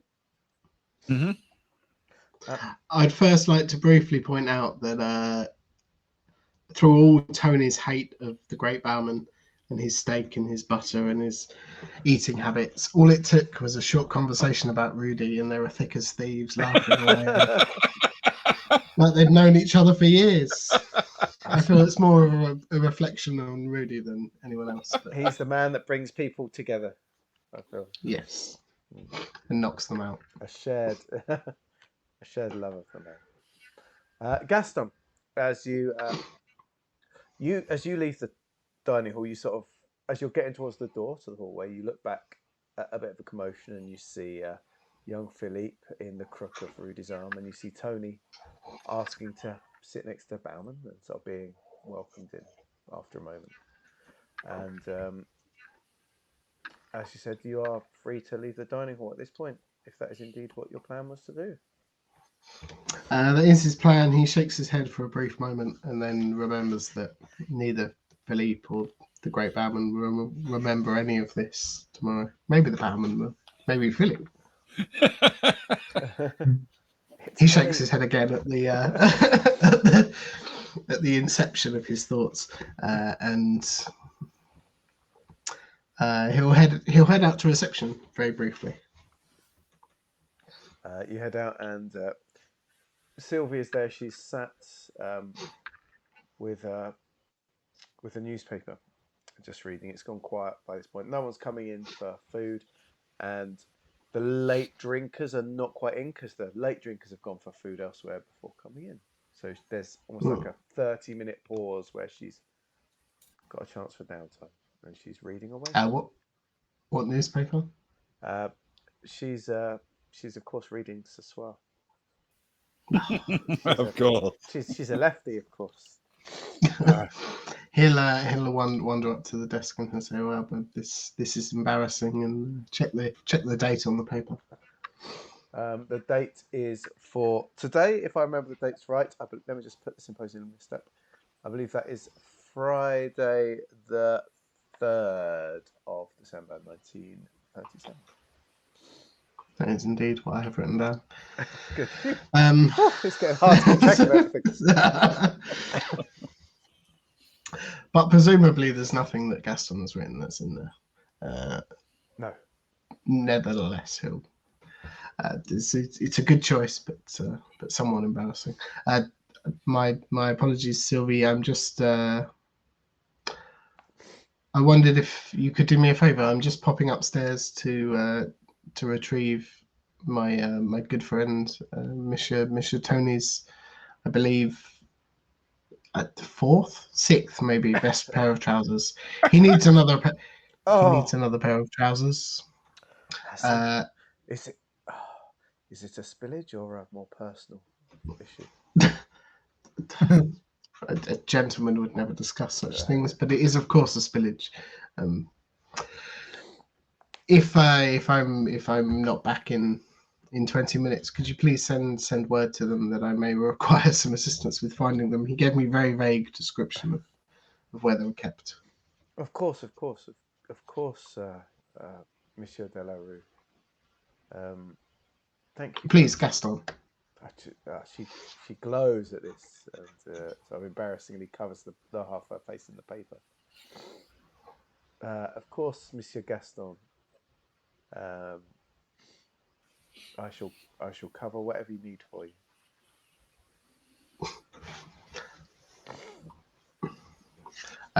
Thank you.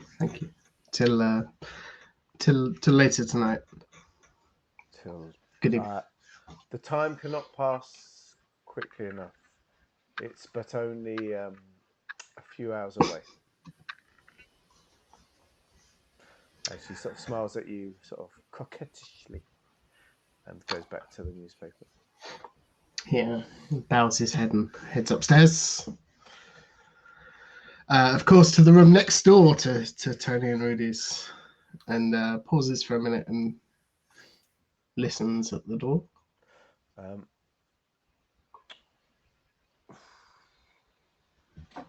Education roll, please. Really? Can I not just hear with my ears? Well, and my one an education of 2. You can't hear anything out of the ordinary. That makes sense.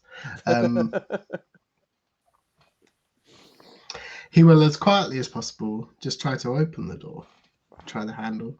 See if it... You try the handle and it appears to be locked. Which is not surprising. Every door has a lock and most guests carry their key around with them. Indeed. Even though we're in more trusting times. He shakes his head and looks around and presumably doesn't see much down the corridor that would be of use. Good question. That is a really, really good question. I don't know what you talk about. What you're looking for to be of use. What is your plan? What is your of use plan before we roll to see if we find something? An equally as good question, Luke. I'm not really sure. That I think that was more of a comment of. No. I think that was more a comment of my. What do you want? A bacon sandwich? There's none of them down there. Yeah. What he'll look up and down the corridor and just make sure no one's around, and then he'll knock. There is no one around. You knock and there is no answer. He'll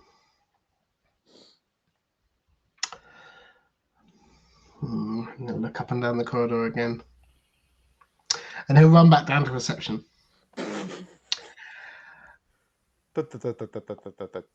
My apologies, Sylvie. This is embarrassing and not at all the impression I wanted to give. But I completely forgot to ask for my friend's room key.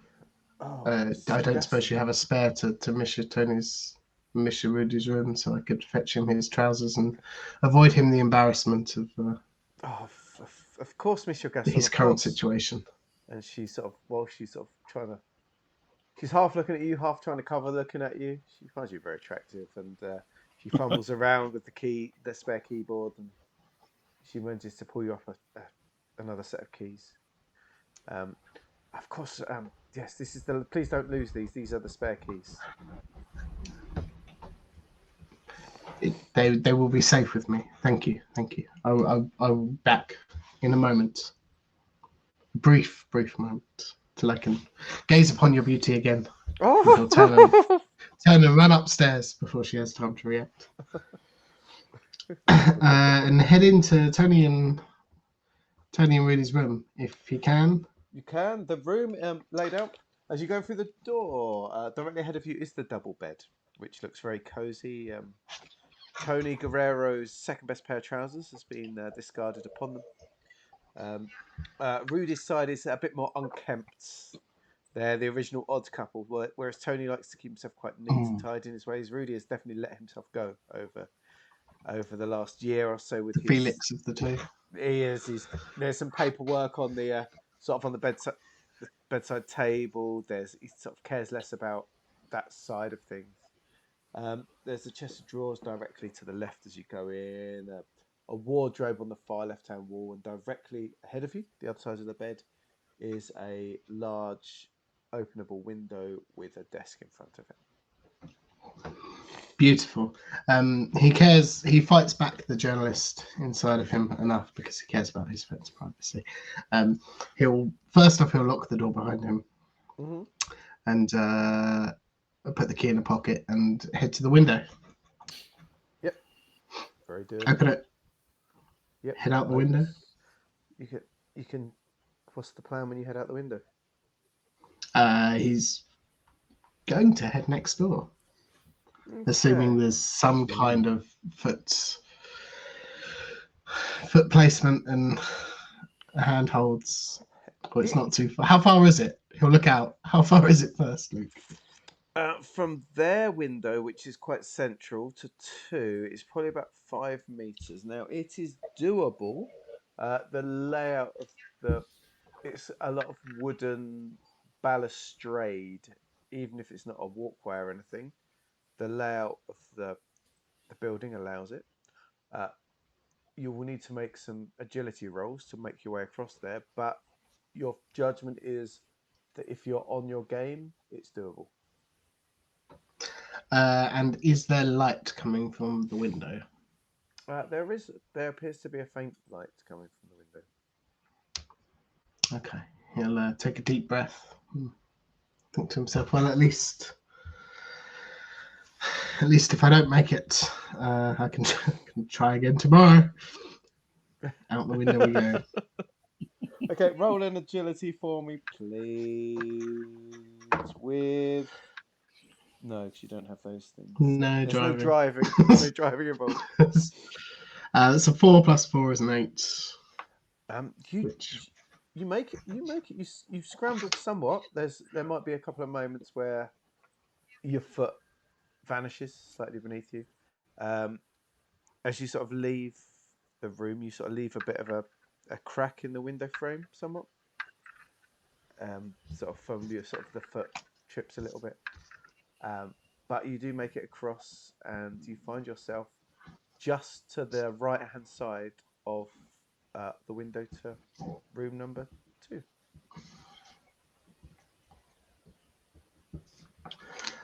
Wonderful. Can he will peer his head around. He'll take a moment to sort of regain himself and settle the adrenaline that's probably pumping through his body from a few misplaced footsteps. Of course. And peer around the window frame. You take this moment and you peer around the window frame. The room does indeed have a low light on, and as you look inside it, it appears strange. It's not as clear inside as you'd expect. It's as if you were a gentleman that was short-sighted and did not have their glasses on, so everything was a bit fuzzy and out of focus. That's how that room seems inside. And you notice this shadowy figure. You can't make it out. It's just the dark possibility of a figure. You know, as if they're half phased in, half phased out. You know, you can't tell where the edge of the arm becomes the edge of just open space. You can't tell where the edge of the head becomes the end of the head. You know, and as you're looking in, the figure appears to turn and approach the window and puts its head down directly the other side of the glass at your head, and all you can see is a black, shadowy, blurry head shape the other side of the glass from yours. Looking straight back at me. You can't see the features, but that would make more sense than putting the back of their head there. Yeah, sure. Gaston will knock on the window. Somewhat surprised, but you see the figure fling open the other side of the window, so as not to just like knock you straight off, and reaches around the side with a sturdy arm and grabs you around the throat and holds you there dangling over the edge of the building, like hoist your feet off the edge. And the figure doesn't speak. Instead, you like feel the words inside, as if an internal monologue, you know, or a voiceover or something like that. And all you can hear is this over and over. It's saying to you, "Now's not the time. The evil has not been found. Now's not the time. The evil's not been found." And it's December 1937, just over half a year since the fateful voyage of the SS Cannes that left numerous innocent and not so innocent people dead, and numerous pairs of Tony Guerrero's trousers ruined behind the capabilities of the best dry cleaners in Milan. I know little of what Tony and Rudi, yada yada yada yada yada yada yada. All three, as you, this is where this is where I am about able to pick up again. Our three heroes have returned to the humble Le Petit Grand for their evening meal this Friday evening. From now on, our story is shared and is theirs to tell as much as it is mine.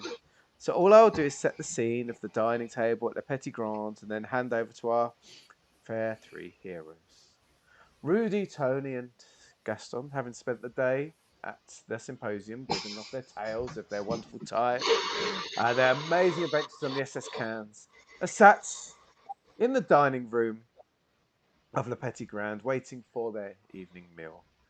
The room is full of people eating and dining, and they're sat at the table nearest to the fire. It's a beautiful pine surrounds, but it's festive. There's greenery, there's a Christmas tree in the corner, there's decorations, there's mistletoe, there's holly. The, the whole atmosphere is wonderful. The smells are beautiful. And I leave you there with our three heroes.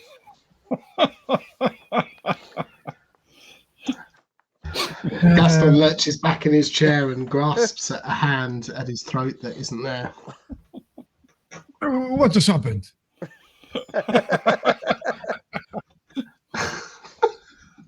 I feel we were that close. That close. Did you? And then What? Did it happen earlier this time?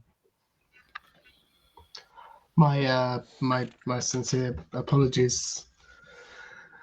Mr. Tony, Mr. Rudi, I feel it's particularly to you, Mr. Tony, I may have stolen your glory at the whilst no hypnotism was involved, there was almost certainly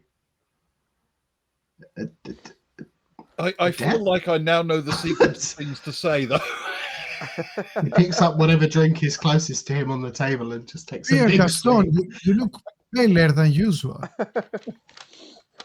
Look as if you have seen a ghost. And it may very well be my own. I'm still not entirely sure. I knocked at the. He'll look around and he'll lean in again to, make sure nobody's overhearing. I knocked at the room next to yours. There was no answer. My apologies. I may have retrieved a key from reception and gained access to your room and climbed along the windowsill upon seeing a dim light through the window and a shadowy figure at the window who opened the window and grabbed me. Sorry, they grabbed me by the throat. There was a voice, not as I am speaking to you, but a voice in my head, I suppose. Now's not the time. The evil has not been found. That repeated over and over and over. And did Gaston feel as though he was suffocating? Like Yeah. close to, or was it before that sort of losing consciousness feeling as it was happening? It wouldn't be out of his imagination to believe that he's just died. Yeah, quite possibly. Yeah. And as they squeeze the life from my lungs. Very good, Gaston. Very good. No, Very good. Very He good. needs to not good. write down his diagrams and what Of course, exactly? there is another way to look at it. We may have saved a life. We may have done, and I feel importantly that I was not hypnotized by the great barman, and I'm not saying he has nothing to do with it, but I would argue that in the his room hypnosis, after all, whatever yes, it was. Do you believe? Does your gut tell you that it was not of this world, not human even?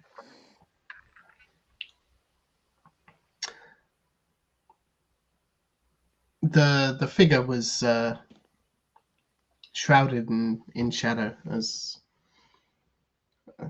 I had hoped to be, I suppose, going up there. But certainly the voice did not come from them. It was almost directly into my head. Correct me, Luke. What about the that's hand exactly what it was. grabbed you? Did you look the hand that grabbed you? Alas, in the confusion of the moment, I did not there was a. it was quite the climb over, I tell you, to your window. My fight or flight and adrenaline was certainly pumping. But was there That is anything perhaps indistinguishable about the hand, Luke? a direct clue. The evil has not been found. So, say we all three now go to the great Bauman's room. You expect to find it there right now? Preemptively. Ooh. What's Could the be. worst thing that can happen? Wake up one more time in this diner? It's a short cycle, I suppose. Perhaps, but this time, if it is of this realm, we will not deal with you with all due respect, my friend, but we'll deal with an ex-heavyweight boxer with an undefeated record. Onwards! Let's meet it.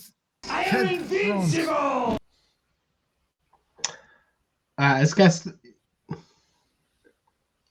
stands up from the table, can he look over to the Great Bellman's table? I assume he's there. Yeah, so everyone has arrived. Everyone's sort of having their aperitifs. All sorts of manner of small glasses are sort of being filled with weirdly coloured liquids that people are enjoying. A few of the red wines. The Esposito's enjoying a couple of reds on the next table along. The Bauman is sat just happily sipping on a terribly coloured drink just to add to his terrible food habits. And he's just staring off. He's not really paying attention to anyone, really.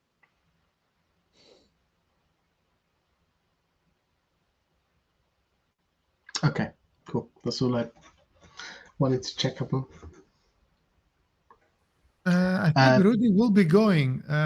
Presumably that he will be followed by his companions. I'm with you, Rudi. Yeah. Okay, the three of you get up. As you get up, the waiters are sort of coming out to bring the next round of drinks. Starters are not too far off, sort of 10 minutes ago, 10 minutes away. Some of the sort of the evening diners are coming in and settling around as the three of you head out through the door, past the bear, I guess. Mhm. And past the coats. And into the reception area for the stairs up.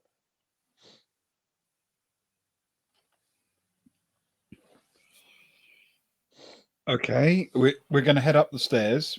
Mm-hmm. As I mean, hurrying, I suppose. And come up to room number 2. Yep, room number 2. So. Or do we want to try the same trick, the balcony trick? No, there's no way I will. Us two will succeed on that. It's true. I think it's time to kick the door down. Wonderful. All right. I will leave that to battering ram Rudi, please. Yeah, I would love to add my boxing, but I cannot see how exactly that can be relevant. Maybe I'll allow it. the handle. I'll allow Something it. like that. You can go strength plus fighting because it's just that beefiness of you. You're a beefy man with beefy skills. All right. Then it's 4 plus 3, 7. You give a big bash into the door. It doesn't quite give, but it's creaking. The lock looks like it's on its last legs. It was a very loud noise that could have woken the dead, but you're close to breaking through. Why'd you have to say woken the dead, Luke? Sorry. Too soon.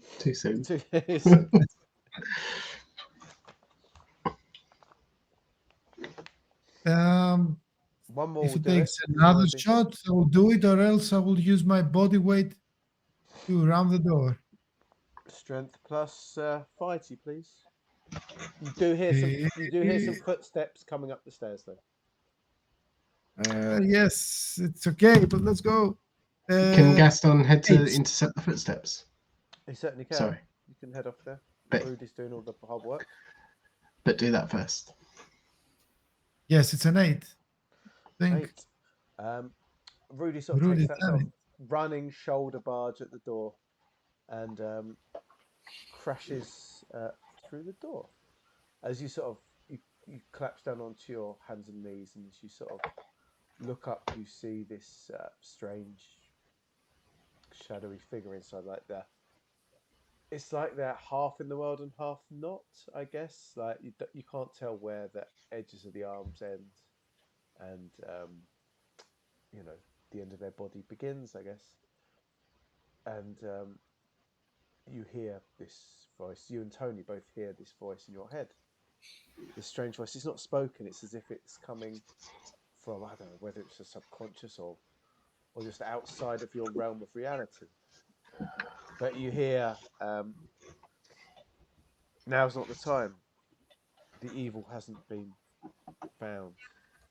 And it's December 1937, just over half a year since the fateful voyage of the SS Cannes that left numerous innocent and not so innocent people dead, and numerous pairs of Tony Guerrero's trousers ruined beyond the capabilities of the best dry cleaners in Milan. After a night spent sharing warmth against a snowy cold night outside, our heroes woke early on Friday, but slightly weary-headed for the entire day in the spotlight. Now, dear viewers, it's not my place as humble narrator to tell you how they beguiled and entranced the hundreds of great academic minds in the audience. I shall leave that to our heroes themselves if they so wish. Nor shall I tell you of how they happened upon the mythical bracelet, etc., etc., etc., etc., etc., etc. We are back in the dining hall. Our three heroes are sat at the table next to the great fire. The dining hall is full of diners. There's this pie, the smells are good. There's green decorations, the Christmas tree. The atmosphere is wonderful. It's radiant. And waiters are bringing out drinks, pre-drinks for our all the diners.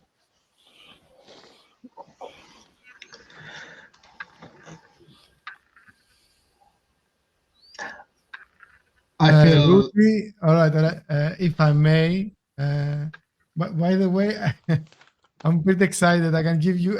We can go on a little bit longer if everyone's okay. he's into it now. Rudy's well awake. He's like, whoa. I'm not gonna be sleeping anytime soon. Yes, I was more tired before. Anyway, there is the restart. Rudy will get up directly. He will say nothing to his companions. He will grab his notes only. No, actually, you see him not taking his notes with him, leaving on the table, so you know something is very wrong. And he goes directly with an intimidating pace to the table of the great Bauman. What's that? You're going to the table of the great bowman, sorry? Yes, with an intimidating pace. Okay, so you stride up at the chair, you sort of barge past a waiter, so bringing it, and you stride the few steps over to the great bowman's table, who looks up at you slightly shocked. Oh, Monsieur Otto, is it?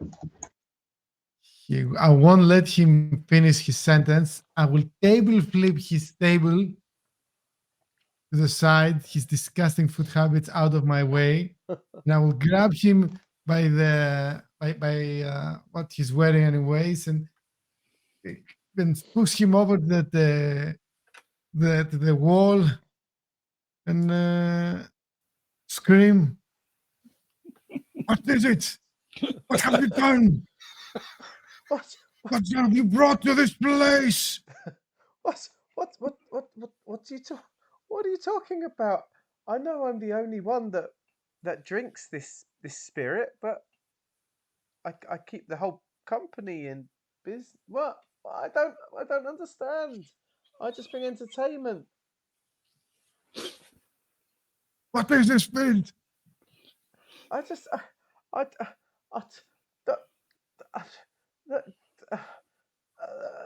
I'm just a humble hypnotist. That's all I am. I'm just Body shot, liver shot. liver shot. Okay.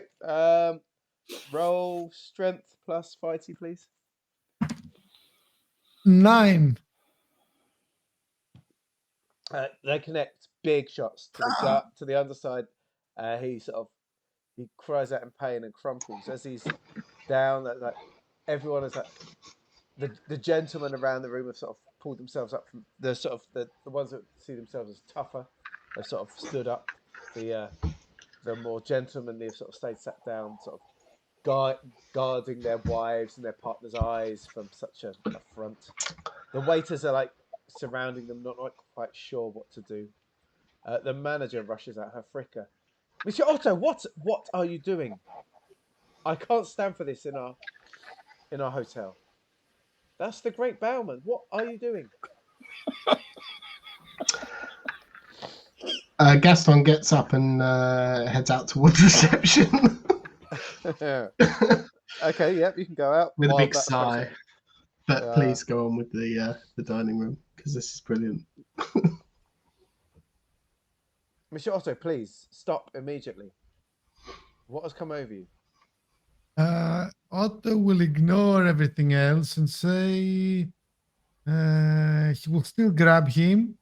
I think I got his attention after this good placed liver shot and say, how did you bind it? Why is it in your room? Why is what in my room? But now he pretends he doesn't know. What are you talking, Monsieur Otto? Well, please, I just want to enjoy a good steak and some drink and entertain the crowd before I go to bed. You lie. You Good both. steak. It's not a good steak. I see through everything.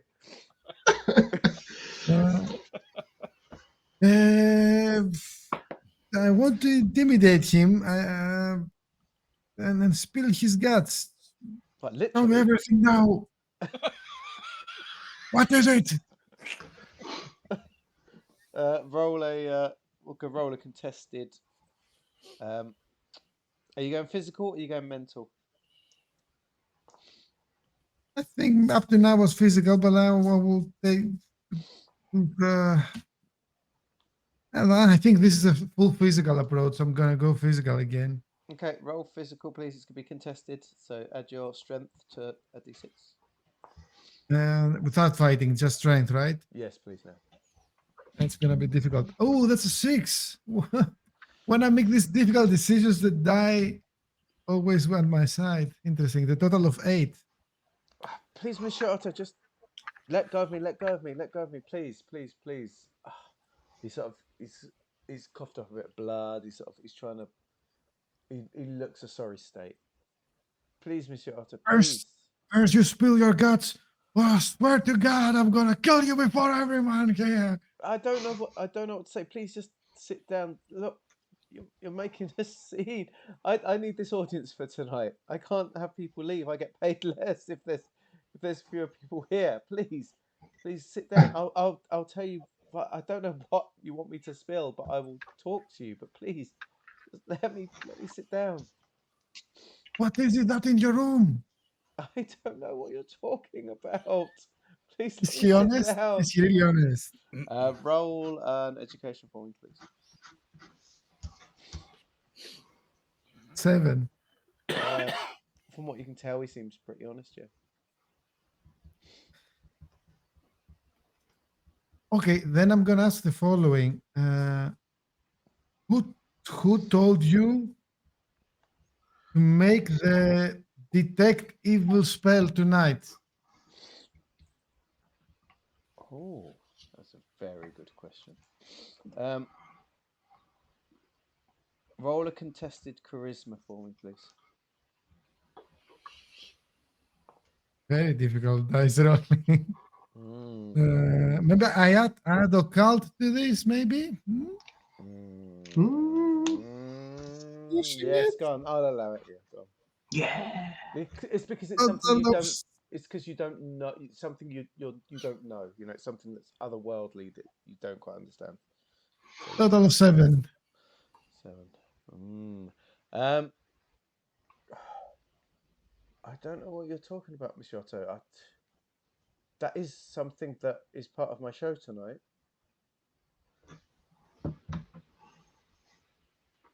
Do you? What? What? Do you want me to?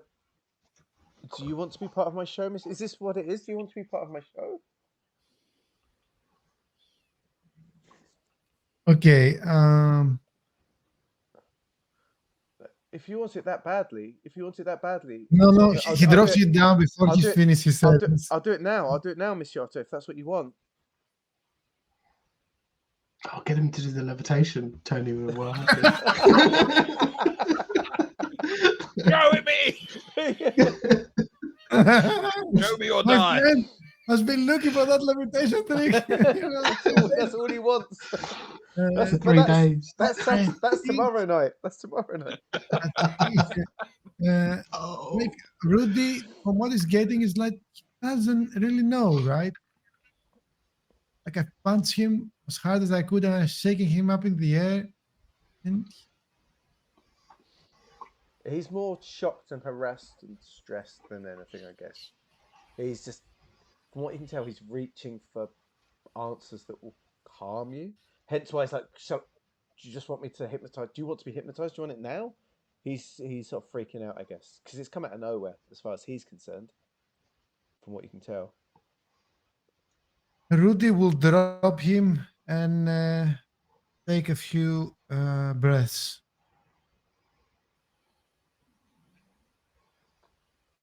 Mr. Bauman, my job is every Friday night to hypnotize people. That's what I'm asked to do. By whom?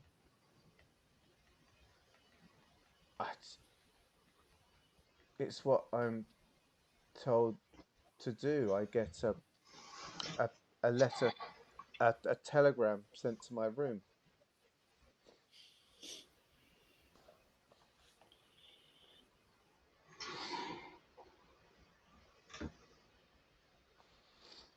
And I wake up in the morning and the telegram is sort of has been pushed through my door. And for Fridays, I hypnotize people.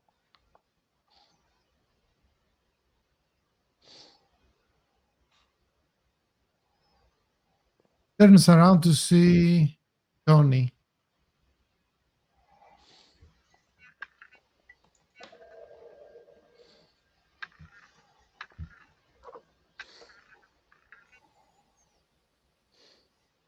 I say we make him show us the levitation.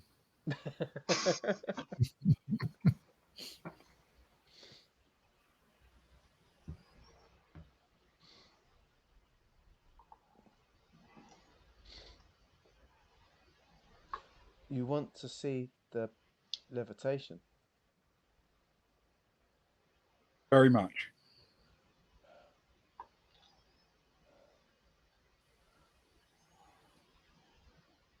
Of course, right now, right? The whole dining hall is confused. The waiting staff are trying to like serve extra drinks to people along the window. There's couples that are trying to ignore it the best they can. They've paid to come out for a nice evening. Of course, there's a few that are looking over. The Espositos are very close by. Claire Spelling, Van Beek, De Groot, and Peters are all in those tables around as well. So they're very much caught up in the moment, and they're all looking for the next moment. And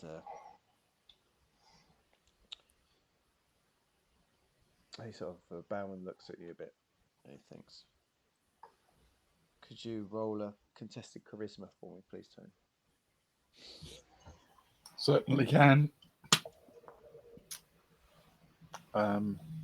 That's 5 plus 3 is 8. Ooh. Nice.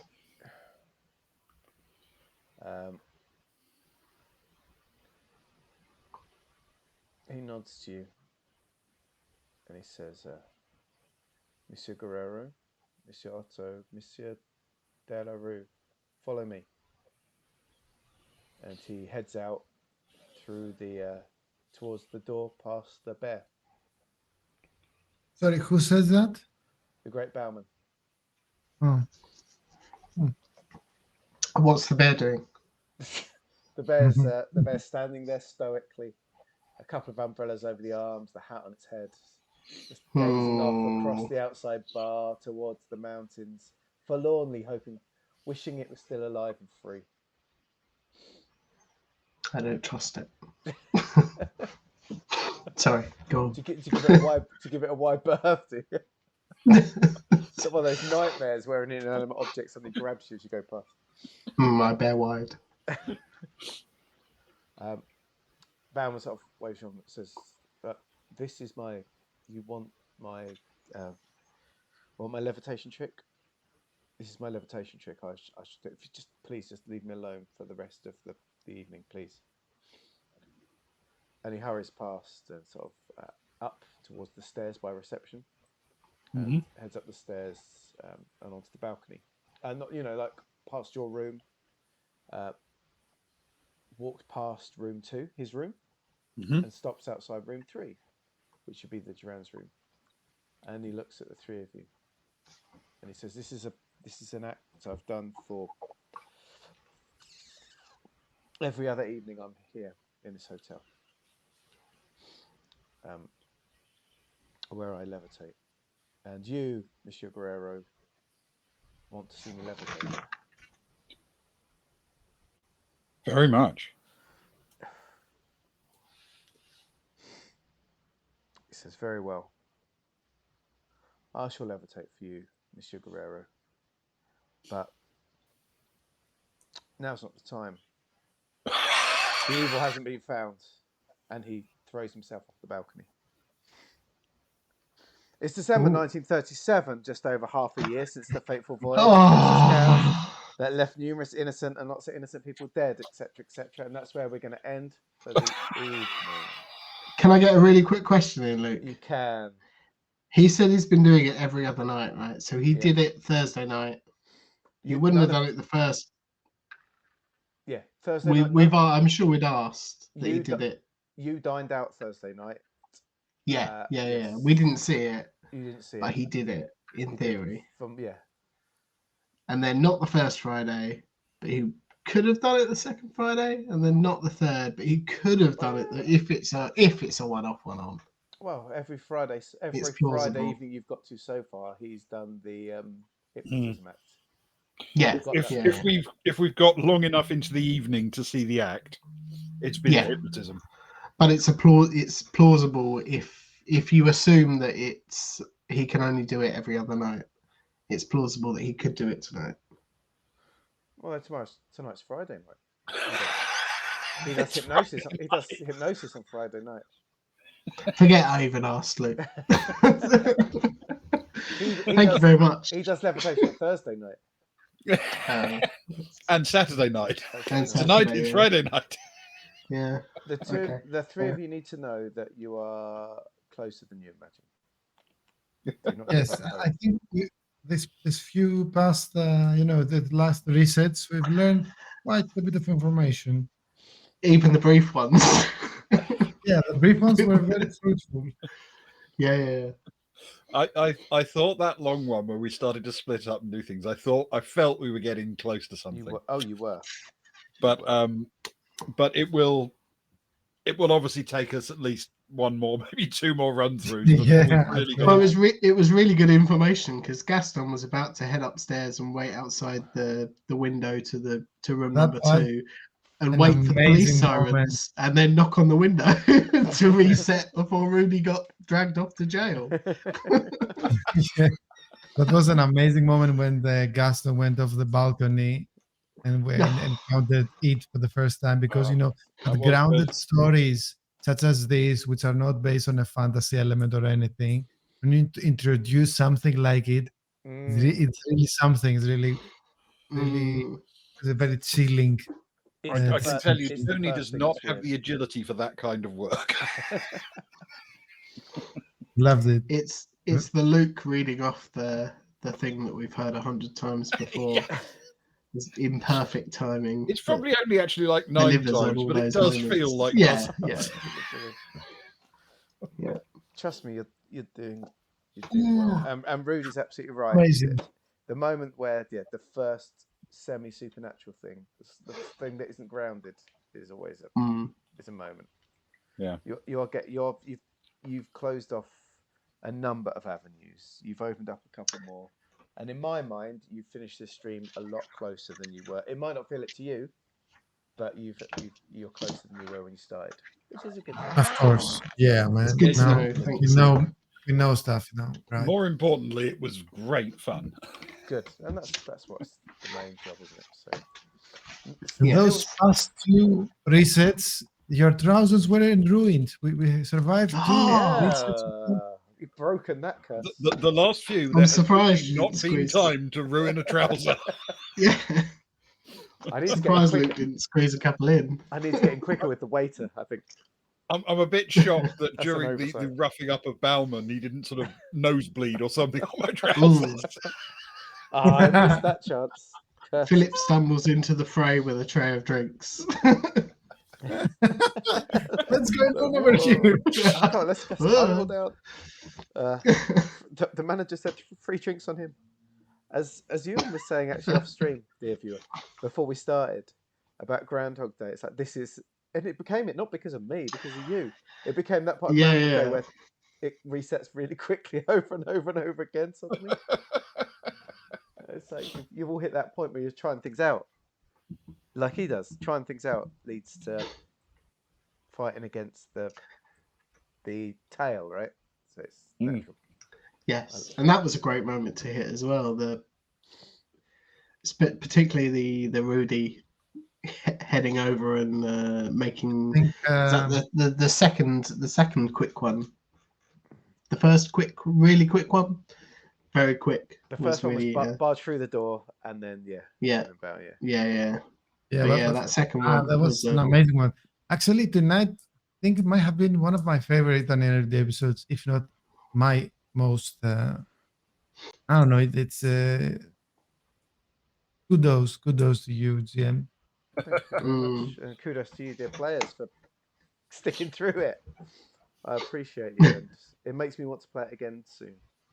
Yes. We've got no choice. We've got to stick through it. We It's have Friday to. night. We've got to press on now. The 3rd of December in It's St. always Moritz. Friday night. It's always Friday night. Right, at some point, we need to have a Saturday, but for now, it's always Friday. It's always Friday. Thank you, the 3 of you. What an absolute treat to be able to play with the 3 of you. I appreciate it. It's been a joy. Enjoy your Fridays tomorrow, and Mm. and I'll Thanks. see you all. I just in don't look forward to work on Friday. No, Yep. I'll see you all in a few Fridays' time, I guess. Yeah. Yes. indeed. Take care, guys. Thank you, viewers. We love you. Thank you for hanging out for us. Thank you, everybody. See you all soon. Take care. Good night. Good night. Good night. Bye.